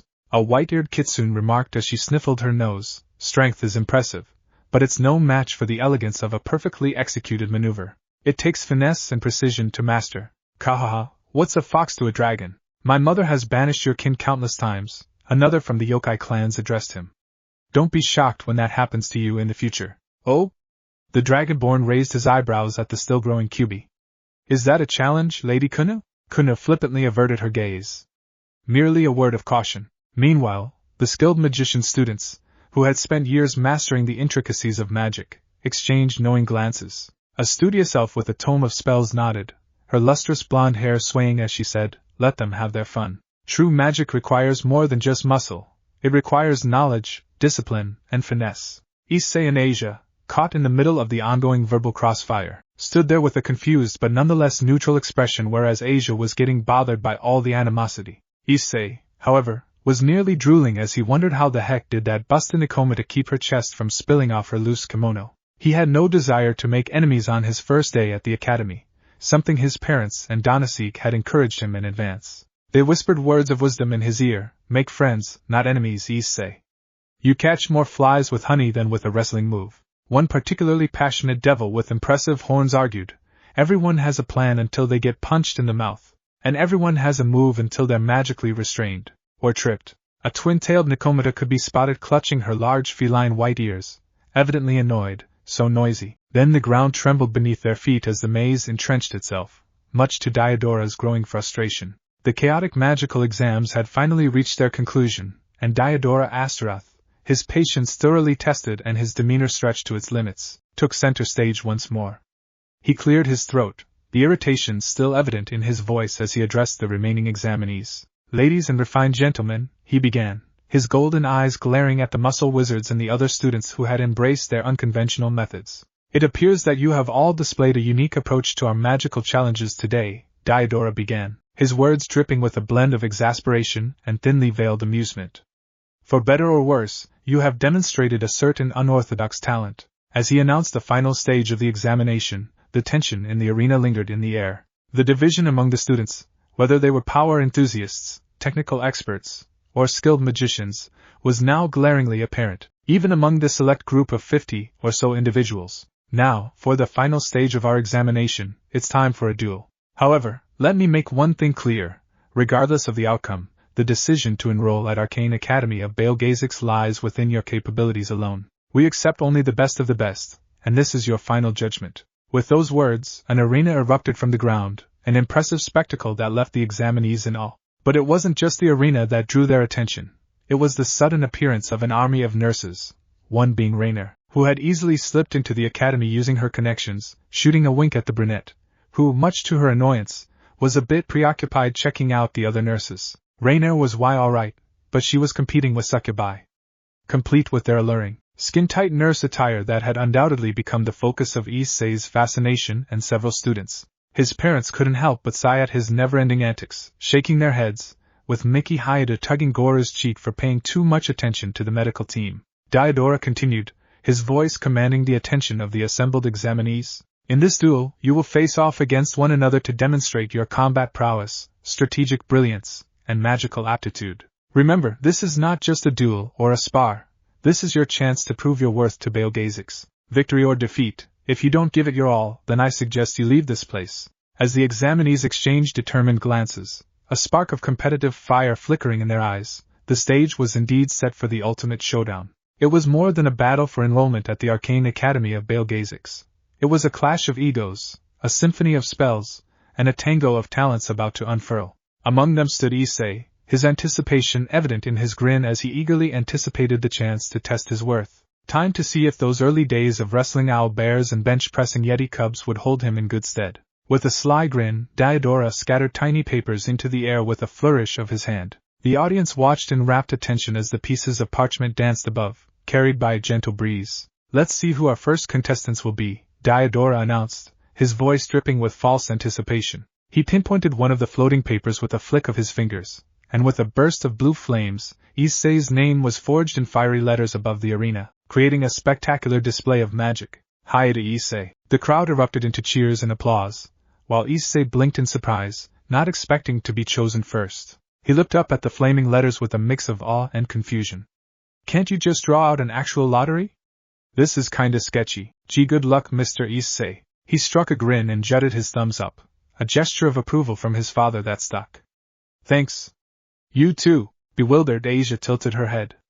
Me too? Nonetheless, Issei marched into the arena, cheered on by his parents as well as his unlikely crew of muscle wizards, including those that had been eliminated. They had stayed strictly from newly formed camaraderie forged by appreciation to muscles. And not wanting to lose to these muscle brains, those who believed in technical prowess, magical aptitude and support, all stayed behind, forming a particularly larger and heated audience compared to last year's entrance exam. And for his opponent, Diodora ignored his comment. Determined to make the boy the first to fall and to humiliate the country bumpkin, he pretended to scan the remaining floating papers. With another flick of his hand, he selected a name seemingly at random. The paper bearing a certain name shot up into the sky, its edges glowing with an eerie, greenish light as the name combusted. Tiamat. The crowd fell silent as they beheld the formidable opponent raffled to face Issei. Exuding an air of chilling confidence that matched her stunning appearance, Tiamat strutted towards the arena. With hands crossed under her ample bosom, she appeared as a beautiful woman with straight, long, and ethereal pale blue hair that cascaded down her back like a waterfall of frozen moonlight. Her dark blue eyes were sharp and penetrating, radiating an aura of otherworldly wisdom and power. Her complexion was porcelain pale, accentuating the cool, almost aloof beauty that made her the envy of many. She was dressed in a fashionably rebellious ensemble, wearing navy blue ripped slim-fitting jeans that accentuated her lithe figure and a fitting top that showcased her elegant curves and power. Her very essence radiated with the might of her draconic heritage, and she was a sight to behold in her regal and formidable beauty, enchanting and intimidating, a testament to her formidable nature as a chaos karma dragon. Meanwhile, Issei, he scratched the back of his head, clearly out of his comfort zone in the presence of such a stunning opponent as Tiamat. Not because he had an idea of who the heck she was. He just didn't want to hit a girl. He doubted getting violent could score him his first harem member. Maybe he could tire her out or something, wait, but then that'd be rude to her. He didn't want to be rude. Whenever you're ready, Diodora permitted. Well, Tiamat regarded him with a cheeky grin. Any last words? The chuckles and snickers from his peers did not help his confidence. Issei felt like he'd accidentally shown up to a formal gala wearing a neon tracksuit, and the crowd's reaction seemed to affirm that sentiment. He paused and crossed his arms in contemplation, much to the enjoyment of Diodora, who believed he was starting to show his doubts. But no, Issei was only figuring out that wearing his tracksuit in this magical battleground was akin to bringing a surfboard to a tea party. It just didn't fit. His mother's voice echoed in his mind, urging him to be a well-mannered young man. A moment, please. Tiamat narrowed her eyes as her opponent seemed to have decided it was time for a quick costume change. He began to peel off the loose-fitting tracksuit, folding it neatly and placing it aside. His mother, watching from the stands, couldn't help but feel touched by her son's display of manners, even though his penchant for anything erotic was a constant source of mild annoyance. At least he knew when to be polite. As Issei unveiled his new attire, the audience couldn't help but gasp. Clad in a form-fitting black shirt that clung to him like a second skin, it became abundantly clear that Issei was much more than met the eye. His muscles and veins seemed to pop out in stark relief. Issei stretched, his body flexing and rippling with power, the very air around him quivering with anticipation. Diodora's reminder to take the duel seriously had not gone unheeded. He didn't just adopt a fighting stance, he embodied it, his muscles pulsating with the promise of sheer force. And then he whispered calmly under his breath, "Heavenly restriction release, ascension." Fierce white mist surged from his body, as if his very essence had transformed into an electrifying surge of power. The yokai in the audience, along with some surprised devils, initially recognized it as Tuki, a manifestation of one's life force, an external manifestation of their ki, a technique believed to be unique to yokai and one peculiar devil, who was now watching from the grandstands with a mixture of curiosity. Why did he rename it? Was it just a similar technique, or had he somehow elevated and modified the Tuki technique into something entirely new? Of course, it was something he made up. Nevertheless, here it was astonishingly emanating from a human. "All right," Issei declared, his brown hair standing on end as if charged by the raw strength coursing through him. "Let's ball, icy woman." Tiamat's shocked expression quickly transformed into a sly grin. It seemed that the oddball had piqued her interest. The prospect of enrolling in this academy, as Tannen had suggested, suddenly seemed much more entertaining and promising to her. Well, that old coot was nothing if not sagacious. The Dragon Kings indeed possessed distinctive strengths and weaknesses. Tannen, in his various incarnations, embodied wisdom and pacifism, traits that had served him well throughout the ages. Yulong was marked by his quick thinking and calculated cowardice, a unique blend that made him a formidable figure in his own right. Vritra, on the other hand, exuded bravery alongside an apathetic demeanor to anything that didn't relate to him, a combination that defined his complex character. Fafnir's personality was a mix of loyalty and an insatiable greed for treasures, making him a dragon of unwavering devotion and undeniable avarice. As for Midgardsormr, brilliance and laziness were the hallmarks of his existence, a paradoxical combination that shaped his approach to life and challenges. As for Tiamat, well, she was often regarded as the carefree brute compared to the other dragon kings, current or former. Shape-shifting into a full-fledged dragon was prohibited within the academy grounds, but partial dragonification was allowed. Still, she didn't expect she'd have to use it this soon. Especially against a human without a shred of magic. Perhaps he was a hurter. Well, no matter. As azure scales started to cover her feet, her human hands morphed into sharp, crystalline claws made of pure ice. Ichor-black veins threaded their way through the icy appendages, highlighting the deadly beauty of her new form. The scales wrapped tightly around her neck, forming a regal collar that symbolized her dominion over the elements. Two magnificent horns sprouted from the back of her ears, spiraling gracefully forward and curved like a crown. The horns glistened with a dark, enchanting allure, a stark contrast to her previous appearance. Perhaps the most mesmerizing change was her eyes. The once human pupils were now submerged in a sea of black sclera, their eerie and chilling blue irises standing out like frozen sapphires glimmering in abyss. "Very well, boy," she smiled as her eyes narrowed. "Entertain me?" Issei, still somewhat baffled by the abrupt shift, responded. "What does that mean?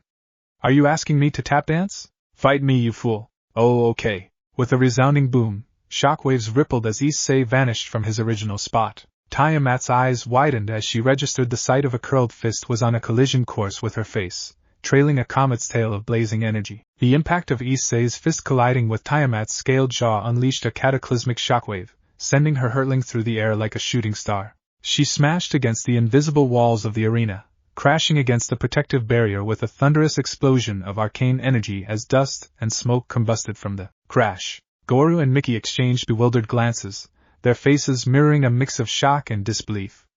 "Our son just punched a dragon. I don't even know how to process this. Did he just send the Chaos Karma Dragon flying with a punch?" Donasik, Rainier, Diodora and the rest of the audience were equally flabbergasted, their jaws hanging low as they witnessed the astonishing scene unfold before them. Dust and debris filled the air as the audience watched in stunned silence, their eyes fixated on the battlefield. For a moment, it seemed as if the battle had reached its climax, but they were sorely mistaken. From the billowing smoke and debris, Tiamat emerged unscathed, her imposing figure now surrounded by an azure air that crackled visibly, blazing with newfound intensity. A small trail of blood graced her, hinting at the resilience beneath her formidable exterior. Her red-hot tongue licked a trail of blood on her Her once regal outfit had been completely torn asunder by the explosive impact, revealing a sleek, form-fitting black sleeveless shirt beneath. It was made from the finest and most resilient silk, harvested from the elusive moonlit Actius, moth yokai that could only be found in the deepest, most treacherous parts of the yokai realm. A custom set of clothing enchanted with powerful magic, because her shirts kept getting shredded whenever she felt particularly adventurous. Read, picking fights like picking berries. And now, the undeniable strength in her athletic body and toned arms was now on full display, clad in her mystical thin layer of blue haze. "You're not too shabby, kid," Tiamat spoke with a hint of admiration, her voice carrying a certain weight as they left her smirking. Still standing on the same spot, glowing like a human torch, Issei snapped his fingers. "Ah man, I thought that'd at least knock you out." "Haha, don't underestimate me," she retorted, her draconic aura flaring to life. "I was just starting to like you." "Really?" Issei beamed. "Will you be my girlfriend?" The audience erupted in hushed murmurs at the audacious proposition, but Tiamat's smirk held a hint of genuine amusement. She could tell he wasn't mocking her. After all, honorable dragons had a knack for detecting falsehoods as precisely as sharks sense blood. Satisfied with their banter, Tiamat blazed towards Issei like a comet, her massive wings propelling her with the force of a tempest, leaving a trail of azure flames in her wake. Issei stood his ground, his resolve unyielding as his eyes shifted from negligent to one of intense focus as they locked onto her. Their clash resumed with vengeance, the very foundations of the arena groaning under the overwhelming force of their titanic blows. Issei's reflexes transcended human limitations, his movements a blur, as he deftly evaded Tiamat's razor-sharp claws and powerful tail with uncanny precision. But Tiamat, a seasoned warrior in her own right, proved to be just as agile and formidable. As a test, she sent out dagger-like icicles, but the blazing white ki that surrounded him melted them away, evaporating them into steam before they could even touch him. Tiamat watched in surprise and exhilaration as her attacks were effortlessly nullified, and decided to increase her fervor. Ducking beneath a ferocious roundhouse kick,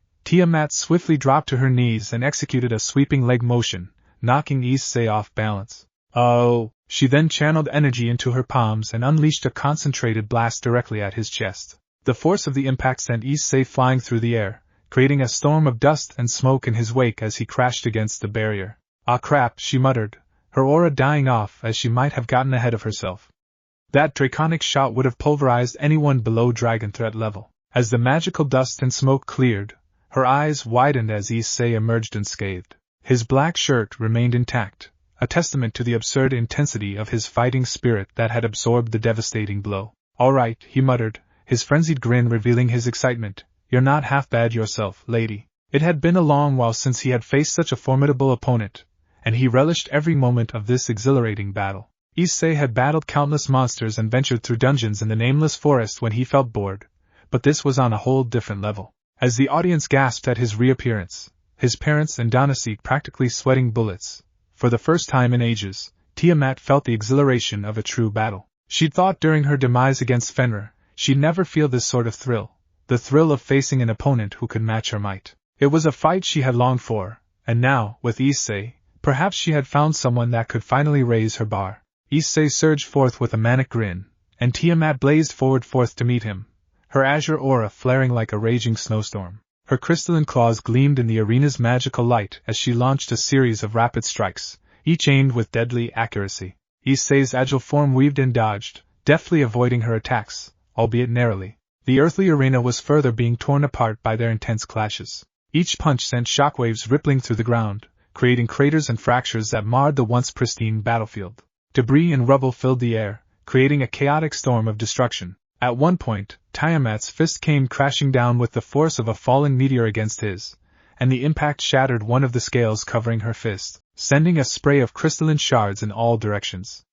Tiamat's azure blood dripped from her injured hand, and she couldn't help but smile. "Finally, a worthy opponent," she muttered, her voice tinged with satisfaction. In response, she quickly began to rebuild the damaged scales, making them even denser and more formidable. Then, she took flight, her powerful draconic wings carrying her high into the air with a single beat that left a whirlwind in their wake. She prepared to unleash her fearsome Chaos Breath attack, a deadly combination of fire, ice, and chaotic energy that had struck terror into the hearts of many. The very air around her crackled with elemental power, vibrating uncontrollably. But as she turned to face him, much to her shock, Issei was right in front of her, his blazing fighting spirit propelling him upwards with incredible speed. He had sparred against monsters with ranged attacks in the nameless forest, a secret he had never shared with his parents to spare them worry. His eccentric upbringing as a hermit had taught him that the key to fighting ranged attackers was to never let them gain distance in the first place. Issei closed the gap between them with blinding speed,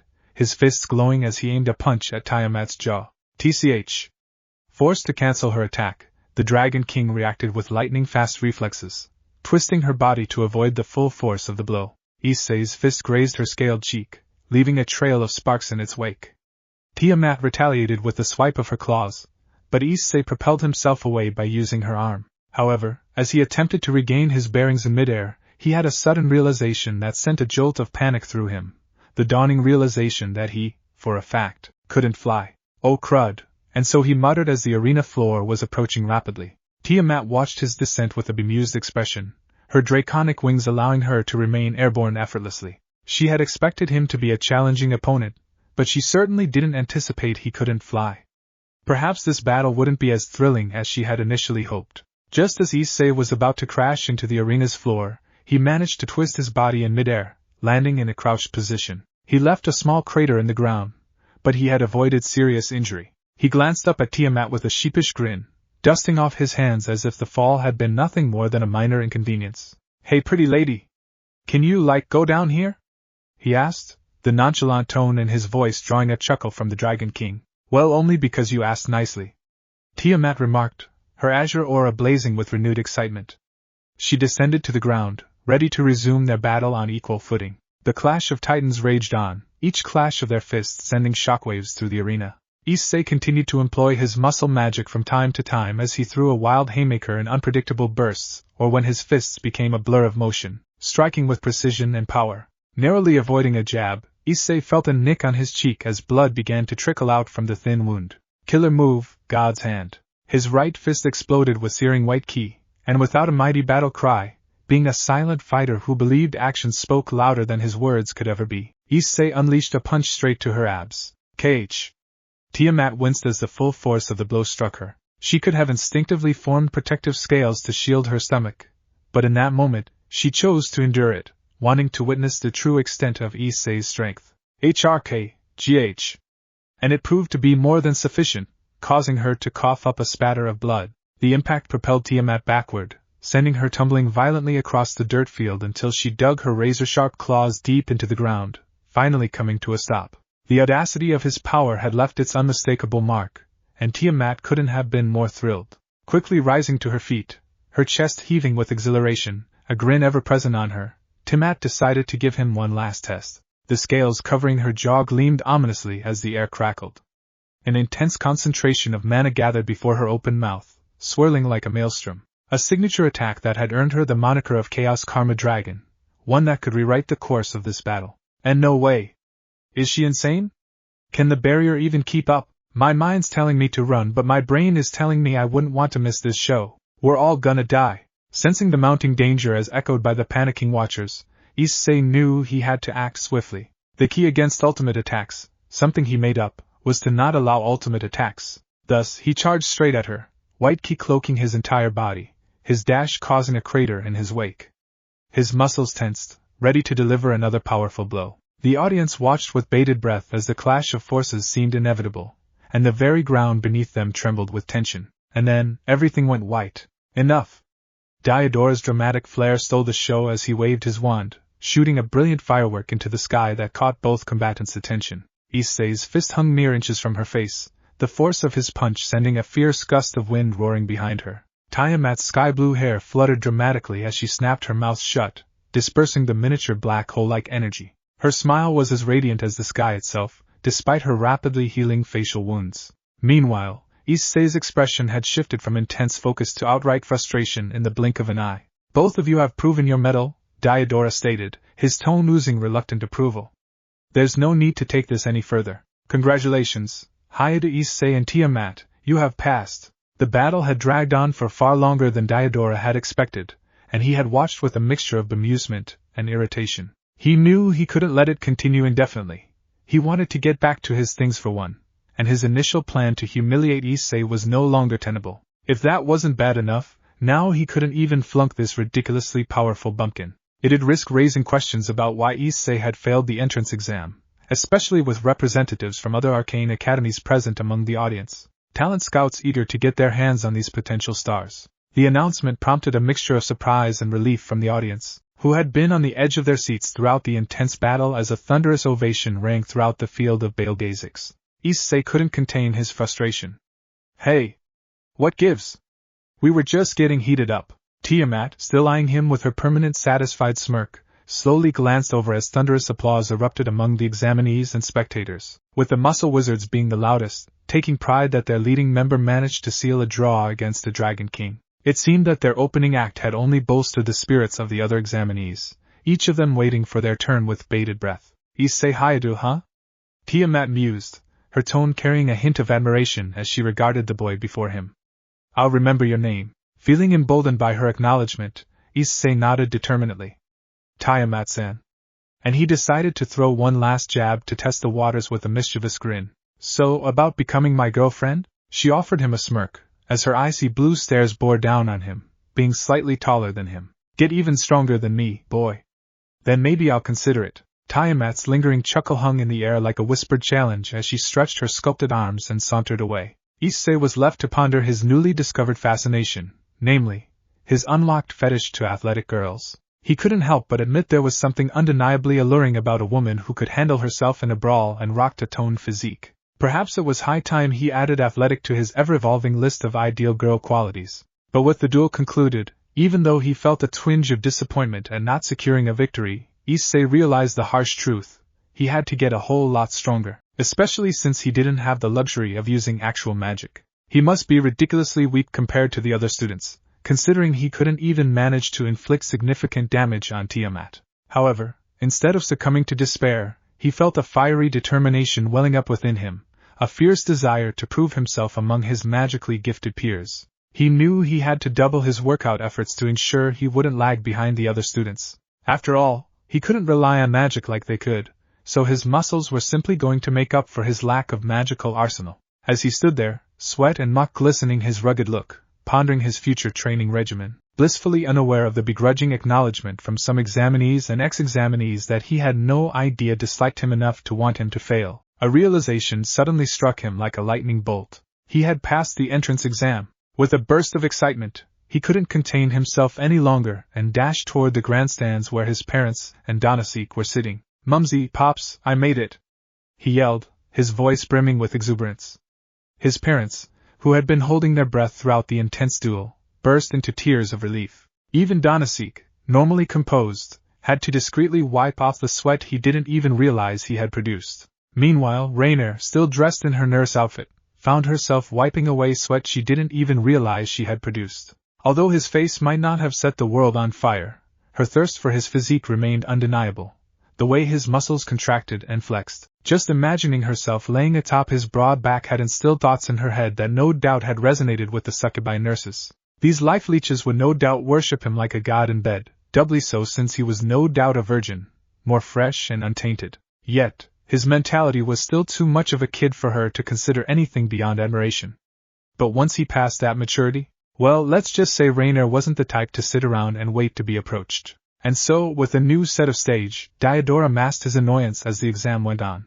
He couldn't help but feel a sense of relief. At least he wouldn't have to deal with the eccentric kid any longer, and remained blissfully unaware that because of his match setup, he had unleashed a deadly burning desire in the boy that didn't recognize his own strength. Issei's journey at the Arcane Academy of Ruel was just beginning, and it promised to be an adventure like no other. Break. After the electrifying clash between Issei and Tiamat, an opening act that earned a standing ovation for its chaotic brilliance, the entrance exam charged ahead with a series of duels that could only be described as a magical mosh pit. Spells crackled through the air, and various weapons pirouetted with more precision than an overenthusiastic ballerina, each battle showcasing unique abilities and talents. The audience couldn't decide whether to be impressed or start a betting pool on who would accidentally turn themselves into a frog first. But the real show wasn't happening in the front lines of magical mayhem. It was happening behind the scenes, or more accurately, on the grassy sidelines. There, amidst the backdrop of fierce battles, instead of basking in his hard-fought draw and taking a well-deserved breather, he had chosen to engage in another peculiar endeavor, much to the confusion of his fellow examinees. "You're exercising?" one of the muscle wizards asked incredulously.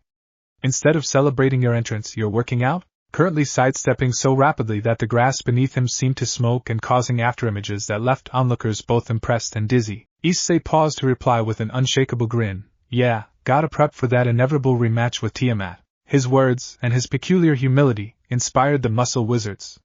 Suddenly, they all joined in to partake in the workout fiesta before their duels. But let's be clear, none could match Issei's intensity, or the borderline insanity of his training routine. These muscle-bound mages of extraordinary strength began to warm up and exercise, their efforts aimed at emulating Issei's intensity and insanity, though with mixed results. Races erupted among them, with centaur examinees engaging in sprint-offs, while the minotaurs opted for weightlifting contests, using massive boulders they summoned from the earth itself. There was a centaur who challenged Issei to a good old-fashioned sprint race, her hooves pounding the ground like thunder. Unfortunately for her, Issei sprinted so fast that he practically teleported from one spot to another, leaving the centaur in the dust with a flabbergasted expression. Not to be outdone, a Dullahan decided to challenge the very concept of arm wrestling itself by taking on a particularly sturdy tree. After all, if you can best nature, you can surely best anyone in the arena, right? But another Dullahan had a different idea.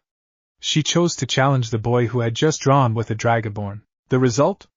Zenobia felt her arm nearly come off, and she had found herself staring at the skies before she could even blink. If she were a living suit of armor, it might as well have been ripped from its hinges. But her loss only fueled her determination to become stronger, to one day be able to stand toe-to-toe against this freak of nature. And that was how Issei unknowingly gained a new rival that day, remaining oblivious to the fact that a girl resided within that suit of armor, thanks to Zenobia's boyish voice. Among the spectators who couldn't resist the charm of the burly muscle wizards and their impressive displays of strength were some succubi, gifted naturally in support and disable roles, two highly sought-after positions in the raiding game. The succubi practically secured their entrance exam the moment they reached the duel stage. Mere formalities. One of them was Asia Argento, a sweet and shy succubus with a pure heart unlike her innate intentions. Her fellow succubi peers couldn't resist teasing her mercilessly about her undeniable crush on a certain power idiot, which only made her blush and stammer more. As she watched Issei perform his jaw-dropping feats of athleticism, Asia Argento felt her heart race. She was torn between her overwhelming desire to approach him and her crippling shyness, which was currently having its own duel against her courage. Her succubi friends, ever the mischievous instigators, nudged her relentlessly, giggling and whispering encouragement. "Come on, Asia, you know you want to. Just say hi. If you don't take him, then I'll gobble him up in a wink." "And no," Asia muttered, her tiny bat wings nervously fluttering like a flock of startled birds. She nonetheless took a deep breath, gathering her courage, which was hiding somewhere behind her spine.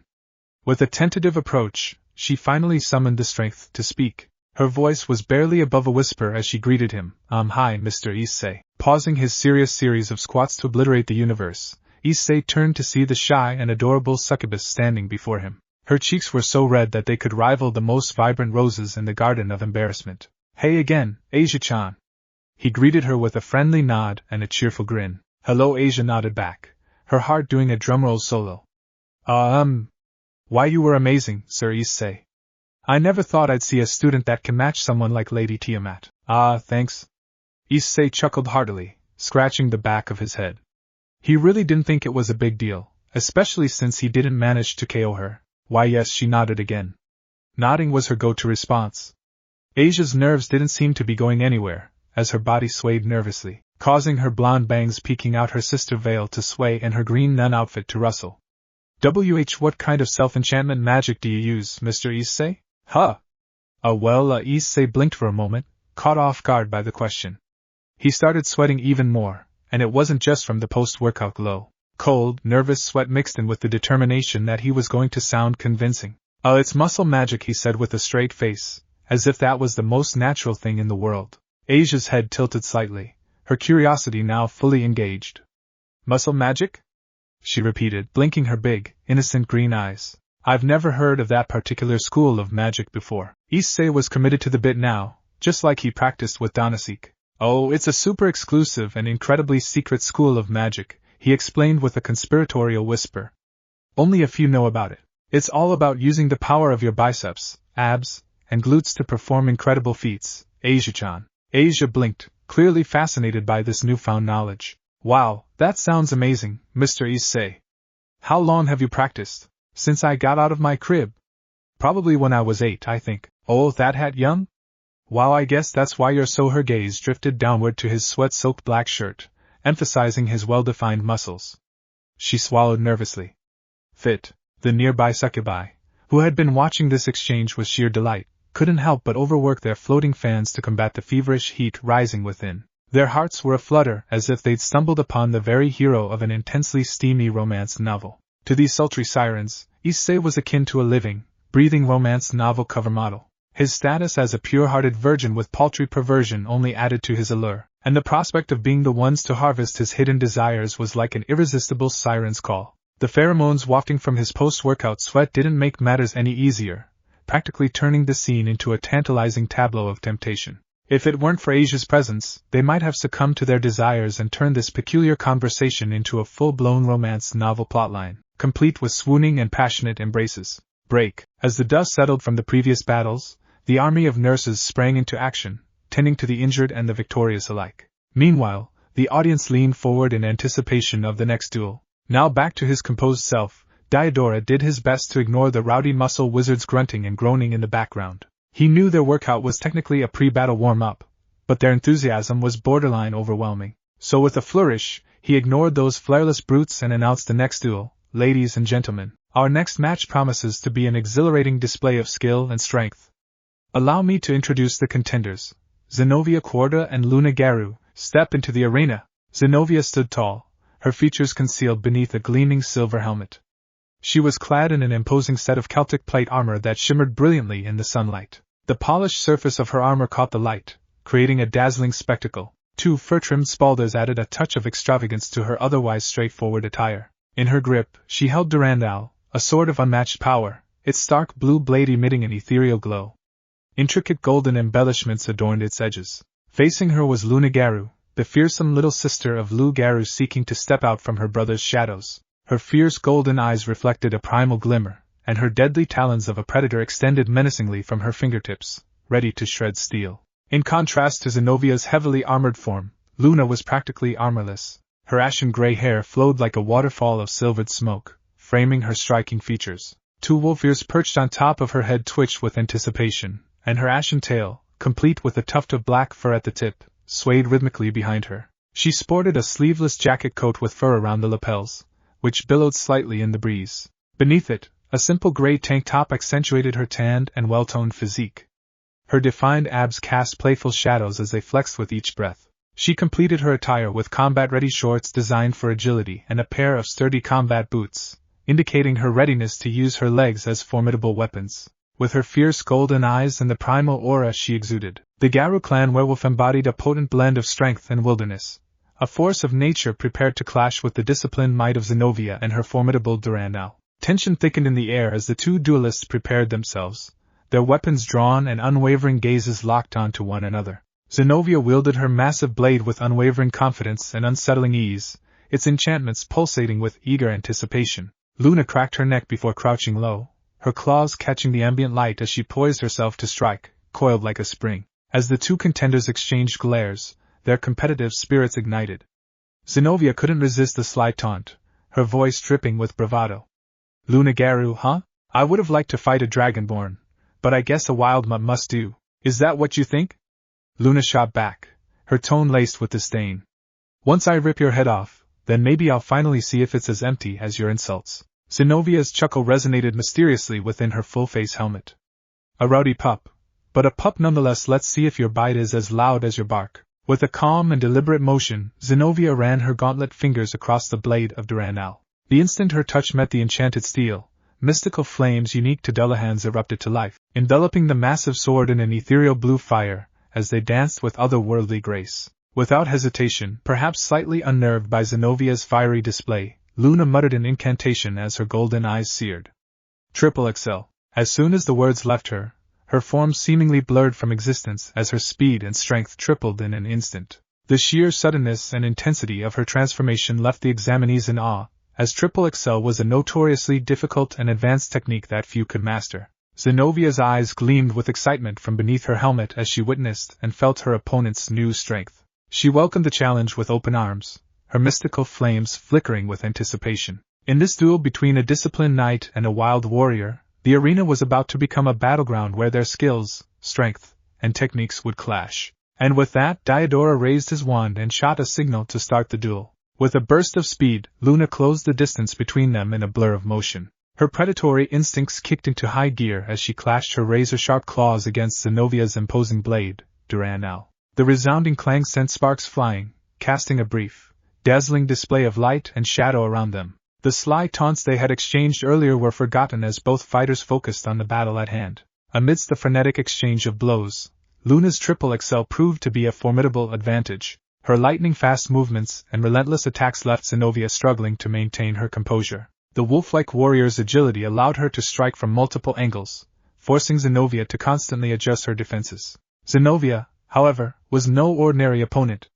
Her disciplined training as a knight had honed her combat skills to a razor's edge. She deftly parried Luna's most dangerous strike with Durandal, using her armor's enhanced durability to withstand the other blows. She utilized her enchanted sword not just as a weapon but as a shield against the she-wolf's attacks. The mystical flames that wreathed the blade danced with each parry, creating an almost mesmerizing spectacle for the spectators. Luna's speed was unmatched, however, her movements a gray blur as she struck from all directions, her claws leaving streaks of silver in her wake. With a swift spin, Zenovia unleashed a powerful horizontal slash that forced Luna to leap backward to avoid being cleaved in two. The ethereal flames of Durandal followed the arc of the blade, leaving a trail of sapphire fire in the air. Luna landed gracefully, her golden eyes locked onto her opponent. Her curled into a feral grin as she lunged forward again, claws extended like a predator closing in on its prey. Zenovia met her head-on, their weapons clashing with a resounding crash. The force of the impact sent shockwaves rippling across the ground, cracking the arena floor beneath them. RRGH. Sweat glistened on Zenovia's forehead as she pushed back against Luna's relentless assault. The enchanted flames of Durandal burned brighter, and Zenovia's determination flared. With a powerful shove, she forced Luna back, creating a brief moment of distance between them. But Luna wasn't one to be deterred. She launched herself into the air, performing a series of acrobatic F before descending towards Zenovia with incredible speed. Her claws gleamed like deadly talons as she aimed for her opponent's head. Zenovia raised Durandal just in time, the mystical flames roaring to life in a blinding display of power. Luna's claws met the enchanted blade with a deafening clash, sending sparks scattering in all directions. The impact created a shockwave that sent a shock of kinetic force rippling through the arena, trapped within the dome-like barrier. As the duel continued, Zenovia's experience as a knight began to shine through. She anticipated Luna's movements, her strikes becoming more controlled and precise. The flames of Durandal blazed with increasing intensity, casting eerie shadows across the arena, leaving craters each time it struck the ground. Frustration flickered in Luna's features as she struggled to breach Zenovia's unyielding defenses. Her relentless assaults had failed to make a dent in her opponent's armor, and exhaustion began to creep in. Luna darted around, her breaths coming in short gasps as she felt her stamina waning. Sensing Luna's hesitation, Zenovia couldn't resist a taunt. She planted Durandal into the ground and crossed her gauntlet arms. "Come on," she jeered. "Is that all you've got? I'll make you eat your own words." In a moment of desperate frustration, Luna snarled and decided to tap into her kin's strength. With a deep snarl, Luna's primal instincts took over, and she began to undergo a startling transformation. Her ashen gray hair grew longer and bristled like the mane of a wolf in its prime. Her claws extended further, gleaming like ivory daggers, and her golden eyes burned with an even fiercer intensity, its scaras turning blacker than ink. Zenovia raised an intrigued eyebrow, red-dripping Durandal. "Oh!" With a primal growl, Luna unleashed her enhanced speed and strength, becoming a whirlwind of savage aggression. She moved with a feral grace, her movements even more lightning-fast than before. Her strikes came like a relentless storm, each one imbued with the primal fury of a wild beast. With a savage lunge, she managed to slice through a portion of Zenovia's armor, sending shards of enchanted metal clattering to the ground. KHYU Zenovia found herself hard-pressed to keep up with Luna's newfound power.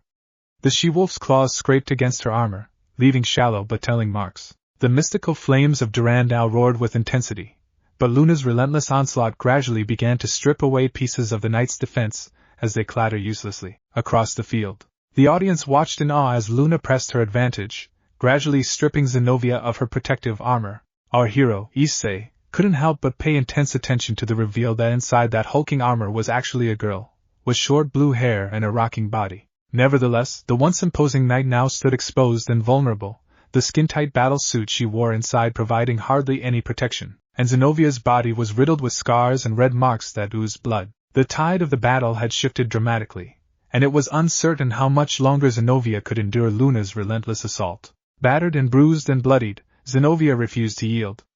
She managed to evade some of Luna's strikes, narrowly avoiding fatal blows. Her trusty blade still blazed with mystical flames, and she used it to parry and deflect Luna's attacks with pinpoint precision, grunting each time the claws found flesh. Just need to hold on despite her exposed state. Zenovia's determination burned as brightly as her enchanted sword. As the duel raged on, it became increasingly clear that Luna's enhanced state was taking a toll on her. The Triple XL and her primal transformation were incredibly taxing, and her movements, while still lightning fast, showed signs of strain.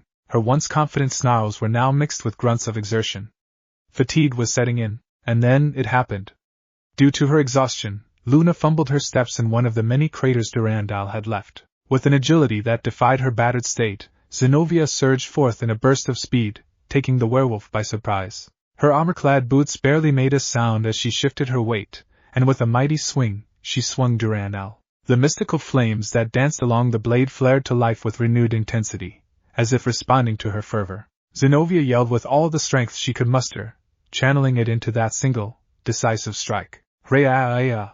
The resounding impact echoed through the arena like thunder, and time seemed to slow for a brief moment. Luna was sent hurtling sideways, her body like a projectile that crashed into the protective barrier with bone-rattling force. The very ground quivered beneath the shockwave of the collision, and dust and debris erupted into the air, obscuring the battlefield.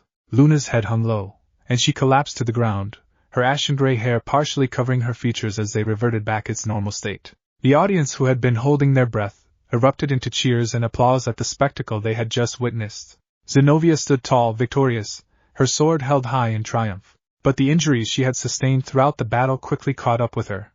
She dropped to one knee, using Durandal as a makeshift crutch to support her weary form. She clutched her stomach, where red blood seeped from numerous wounds, breathing raggedly as she could barely keep herself awake. Diodora, who had been watching the battle with actual keen interest, raised his wand and fired the flare-like signal, ending the duel.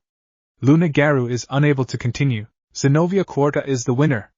His voice boomed throughout the arena, adding to the cacophony of cheers and applause. But of course, Luna would be accepted as well. She was a Garou for one.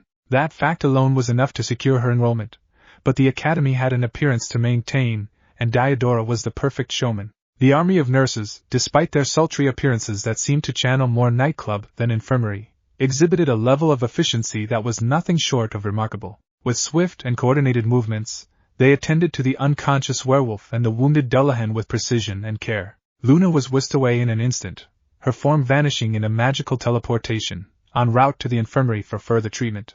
Zenovia was guided away from the battlefield by a team of nurses. They moved with practiced ease, supporting her as they led her toward the medical facilities for much-needed treatment. Meanwhile, on the sidelines, Issei joined in the applause heartily and sincerely, wondering if he could punch through the Dullahan's armor. However, he remained blissfully unaware that she was the same Dullahan who had challenged him to an arm wrestling contest earlier. The following day, after the whirlwind of the entrance exam and Diodora's enthralling acceptance speech, which had made even the most serious students wonder if they'd accidentally enrolled in a motivational seminar, the new students at the Arcane Academy of Baelgazix found themselves blessed with a precious 5 days of relative freedom. This respite allowed them to navigate the uncharted waters of dormitory life, roommates included, before the formal commencement of their studies on the upcoming dreaded Monday. For many, this newfound freedom translated into a frenzied scramble to furnish their dorm rooms. Armed with a tape measure, bed linens, and a bewildering array of decorative pillows, they embarked on a mission to transform their barren, sterile chambers into cozy sanctuaries of academic solitude. Among this bustling throng of soon-to-be interior designers and feng shui experts, Issei stood out as the quintessential daydreamer. His aspirations for dormitory life were woven with threads of idealized romance, as was typical of him. He harbored secret hopes of sharing his room with a girl, ideally Tiamat or Asia, though he couldn't help but ponder the repercussions of rooming with the werewolf girl. After all, he really wanted to touch those fluffy ears, even if it meant risking a bite mark on his hand. As for the Dullahan girl whose name he'd committed to the void of forgetfulness, he considered her a mystery worth exploring.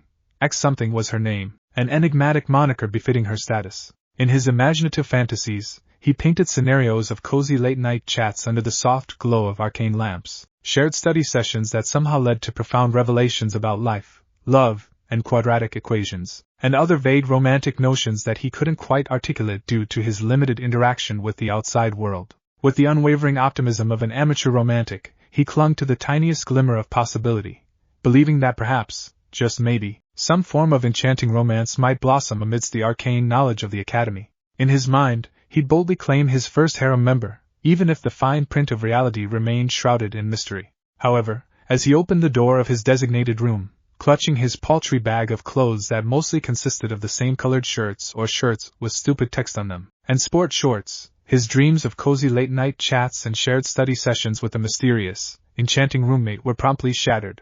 There, already occupying the room, lay another person on their bed across from Issei's, and it was undeniably a guy. Or, he considered, a very tomboyish girl with a flat chest, in which case, Issei would immediately apologize. But there was no mistaking it. This young man had short, disheveled dirty blonde hair and a pair of gray eyes that clearly belonged to the male persuasion. Issei's disappointment hung in the air like a heavy cloud, and he let out an audible sigh. Oh, the not girl, who was decidedly Issei's new roommate, remarked with an annoyed squint of his eyes. How rude. What? Don't tell me you weren't hoping for a girl roommate yourself? The still not girl raised an eyebrow at Issei's admission. Well, true. He paused for a moment, then relented with a grin. Alright, fine. I was also hoping you were a girl, but hey, we're stuck with each other now, so better make the best of it. Yeah, you're right. Issei perked up a bit from the friendly tone. I'm Hayate Issei, by the way. Issei Hayate, I guess. I've heard about you. The nice person extended a hand with a smile. Genshiro Saji, I'm also from Nippon. Nice to meet you, Hayate. We're both representing our hometown here, so we gotta have each other's backs, right? Hell yeah, Issei responded enthusiastically as he shook Saji's hand, feeling a bit better about the situation. Maybe having a male roommate wouldn't be so bad after all. Looking around, Issei noticed that the room was twice as big as his bedroom, with a mini table set in the middle, placed just by the window overlooking the impressive courtyard. The dorm room was well furnished, cool, accommodating, and yet a far cry to his cozy cabin in the woods. Instead of the scent of the trees and plants, the air was rich with an unnaturally calming scent. Instead of the rowdy owls or chirpy crickets, now his ambience was filled with the subtle hum of manna flowing naturally around them. This would be his new room for the next couple of years. Might as well try it out. As the two roommates exchanged introductions and pleasantries, the initial awkwardness began to melt away like ice cream on a hot summer day. While unpacking his modest belongings and organizing his personal space with the precision of a seasoned Tetris player, they both quickly realized that they had more in common than they initially thought. They both hailed from Nippon, navigating the treacherous seas of unfamiliarity in a school brimming with unfamiliar faces, sported wardrobes that were a testament to minimalist fashion, shared an enthusiastic interest in video games, and possessed a penchant for staying up late to watch delightfully cheesy monster movies that left their minds both entertained and thoroughly puzzled. So, what's your story, Issei? Saji inquired, momentarily glancing up from his light novel titled Quit Staring at Me, That's Rude. What got you here, is what I'm asking. He thought for a moment, processing. Danasik said he shouldn't tell anyone about their whole deal. My fists, Issei bluntly responded. Technically it wasn't a lie. That drew a chuckle from Saji. Well, I can already see that I'm asking why you are here. Like prestige? Fame? Parental demands? Or something else? Girls. Girls. What? I want girlfriends, Issei elaborated, which didn't do so much elaborating. Plural. Saji raised an eyebrow, clearly not expecting that answer. He blinked a few times, trying to process Issei's straightforward and somewhat surprising response. He shouldn't be surprised, really. After all, this was the sicko that punted his fellow dragonborn like she was a baseball. Girls, Issei repeated with a casual shrug. I'm here to get myself a harem. You know, a group of lovely ladies who adore me. Bah! Saji couldn't help but burst into laughter at the sheer audacity and honesty of Issei's statement. Well, that's a unique goal for attending an Arcane Academy, I'll give you that. But to each their own. Issei grinned, relieved that Saji didn't react negatively to his admission. Yeah, man. What about you, Saji? You don't have harem ambitions? Nah, Saji replied with a wave of his hand. I've got a girlfriend already. Oh damn. I should learn from you then. Easy now, I'm no Romeo. But let me tell you this, Keeping one girl content is like trying to preserve ice cream in a heatwave. In my case, quite literally. He paused for a moment, then added with a wry smile, my girlfriend is a Yukiana, by the way. Issei grinned, genuinely interested by Saji's revelation. Damn. A Yukiana? You must really have a thing for cold shoulders. Saji chuckled, appreciating Issei's sense of humor. Well, it's not every day you meet someone who can freeze you with just a glance. Our first date was literally ice cold. How did you guys meet? Well, I met her when I was hiking Mount Fuji. It was icy at first, but melting her frosty exterior had its quirks, I'm not gonna lie. Issei nodded eagerly, wondering if he should equip himself with a portable hair dryer in case he needed to melt a frosty exterior. Whatever that meant. Is she in this school? Saji nodded. Yep, she got in. Remember the girl who turned the whole arena into a winter wonderland? That's her. Recognition flashed across Issei's face. Oh yeah, I remember now. I never thought someone could whip up a blizzard like that. She must be a crazy strong sorceress, he mused, his thoughts momentarily focused on her incredible power before his intrusive thoughts trailed his focus off track again. So, does she make ice cream for dessert? Saji laughed heartily. Nah, but she does have a thing for snow cones. Issei nodded eagerly, making a mental note to get some snow cone recipes in case he ever needed to impress a snow woman, Nipponese or Westernese. I wonder if I can punch a storm, Issei mused, his imagination running wild. That got Saji to blurt out an amused snort. Well, Hayadu, you've punched a dragon before, so why not take a swing at a storm next? Over the course of the next few days, they settled into their dorm room and transformed it into a space that reflected their unique personalities.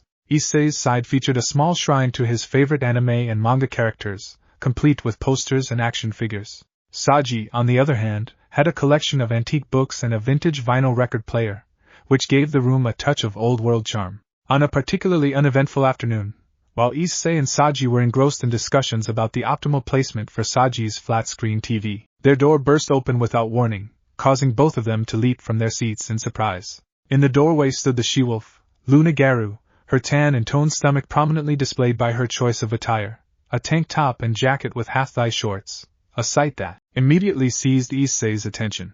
Oh! Wolf girl! He immediately exclaimed. Is knocking no longer a thing here? While Saji couldn't help but grumble, choosing not to care since this might be interesting, her golden eyes blazed with determination as Loup Garou scanned the room. It was clear that she was on a mission, and she had her sights set on someone specific. Issei Hayada. Luna's voice was resolute as she called out, her tone leaving no room for argument. The man in question blinked, caught off guard by her sudden entrance, and the commanding tone she had used. That's me. How can I help you? Luna's intense golden gaze remained unwavering as she focused on him. I've heard that you've mastered the key technique despite you're just a human. I want to get stronger, and I want you to teach me that. Take me as your pupil. Issei exchanged a surprised glance with Saji, his initial bewilderment giving way to curiosity. You want me to teach you key techniques? Luna nodded firmly. That's right. I saw your battle with Tiamat, and I want to learn how to harness that kind of power. Issei nodded cautiously, meanwhile, in his mind. What the hell is key technique? He'd be happy to teach anyone anything. The only problem was that Issei had about as much knowledge of ki as a goldfish had of operating a magic cannon. Despite his interest in Luna, he didn't want to spin a web of lies just to get a chance to get closer to her. Felt scummy. He didn't want to be scummy. I doubt it's something easily teachable, Saji added his 2HL, the world's universal currency. Otherwise, everyone and their mother would have had it. But he has it, Luna pointed out, her tail swaying impatiently. A devil has it as well. There must be a way to learn it. Issei's response, though well-intentioned, came out like a fumbled magic trick. Teach you ki? Well, you see, it's a bit like trying to teach a dolphin to tap dance underwater. I mean, I have no idea where to start, really. Luna's unwavering golden gaze shifted from determination to momentary disappointment, and then, annoyance. She interpreted Issei's reply as him brushing off her request. So I'm not worth your time, is that it? Panicking, Issei waved his hands frantically, nearly smacking himself in the face. No. It's not that at all. It's just I'm a key novice myself. I couldn't teach you even if I tried. A novice? Luna took a step closer, her eyes narrowing as she folded her gloved hands. I see. Fine then. If you won't teach me, I'll show you that I'm worth your time. I'll become powerful that you won't have a choice but to accept me as your pupil. Good day and sorry for not knocking. With those words, Luna stormed out of the room, leaving Issei bewildered and more confused than ever about this elusive key technique. Ha, Saji muttered. She's surprisingly mild-mannered for a werewolf. With that casual speciesism, Issei scratched the back of his head, struggling to understand this mysterious key technique Luna was referring to. The truth was, he had no idea that the blazing steam his body shot out during intense battles was the embodiment of his fighting spirit, or ki, a feat achieved by punching through his human limits. Thanks for watching this video. If you really enjoy this video, like, subscribe, and comment down below, and turn on that bell notification. Don't forget to support and follow the DanzyDanz for writing that awesome fanfic, and also make sure to comment on this story link in the description. See you in the next video. Goodbye.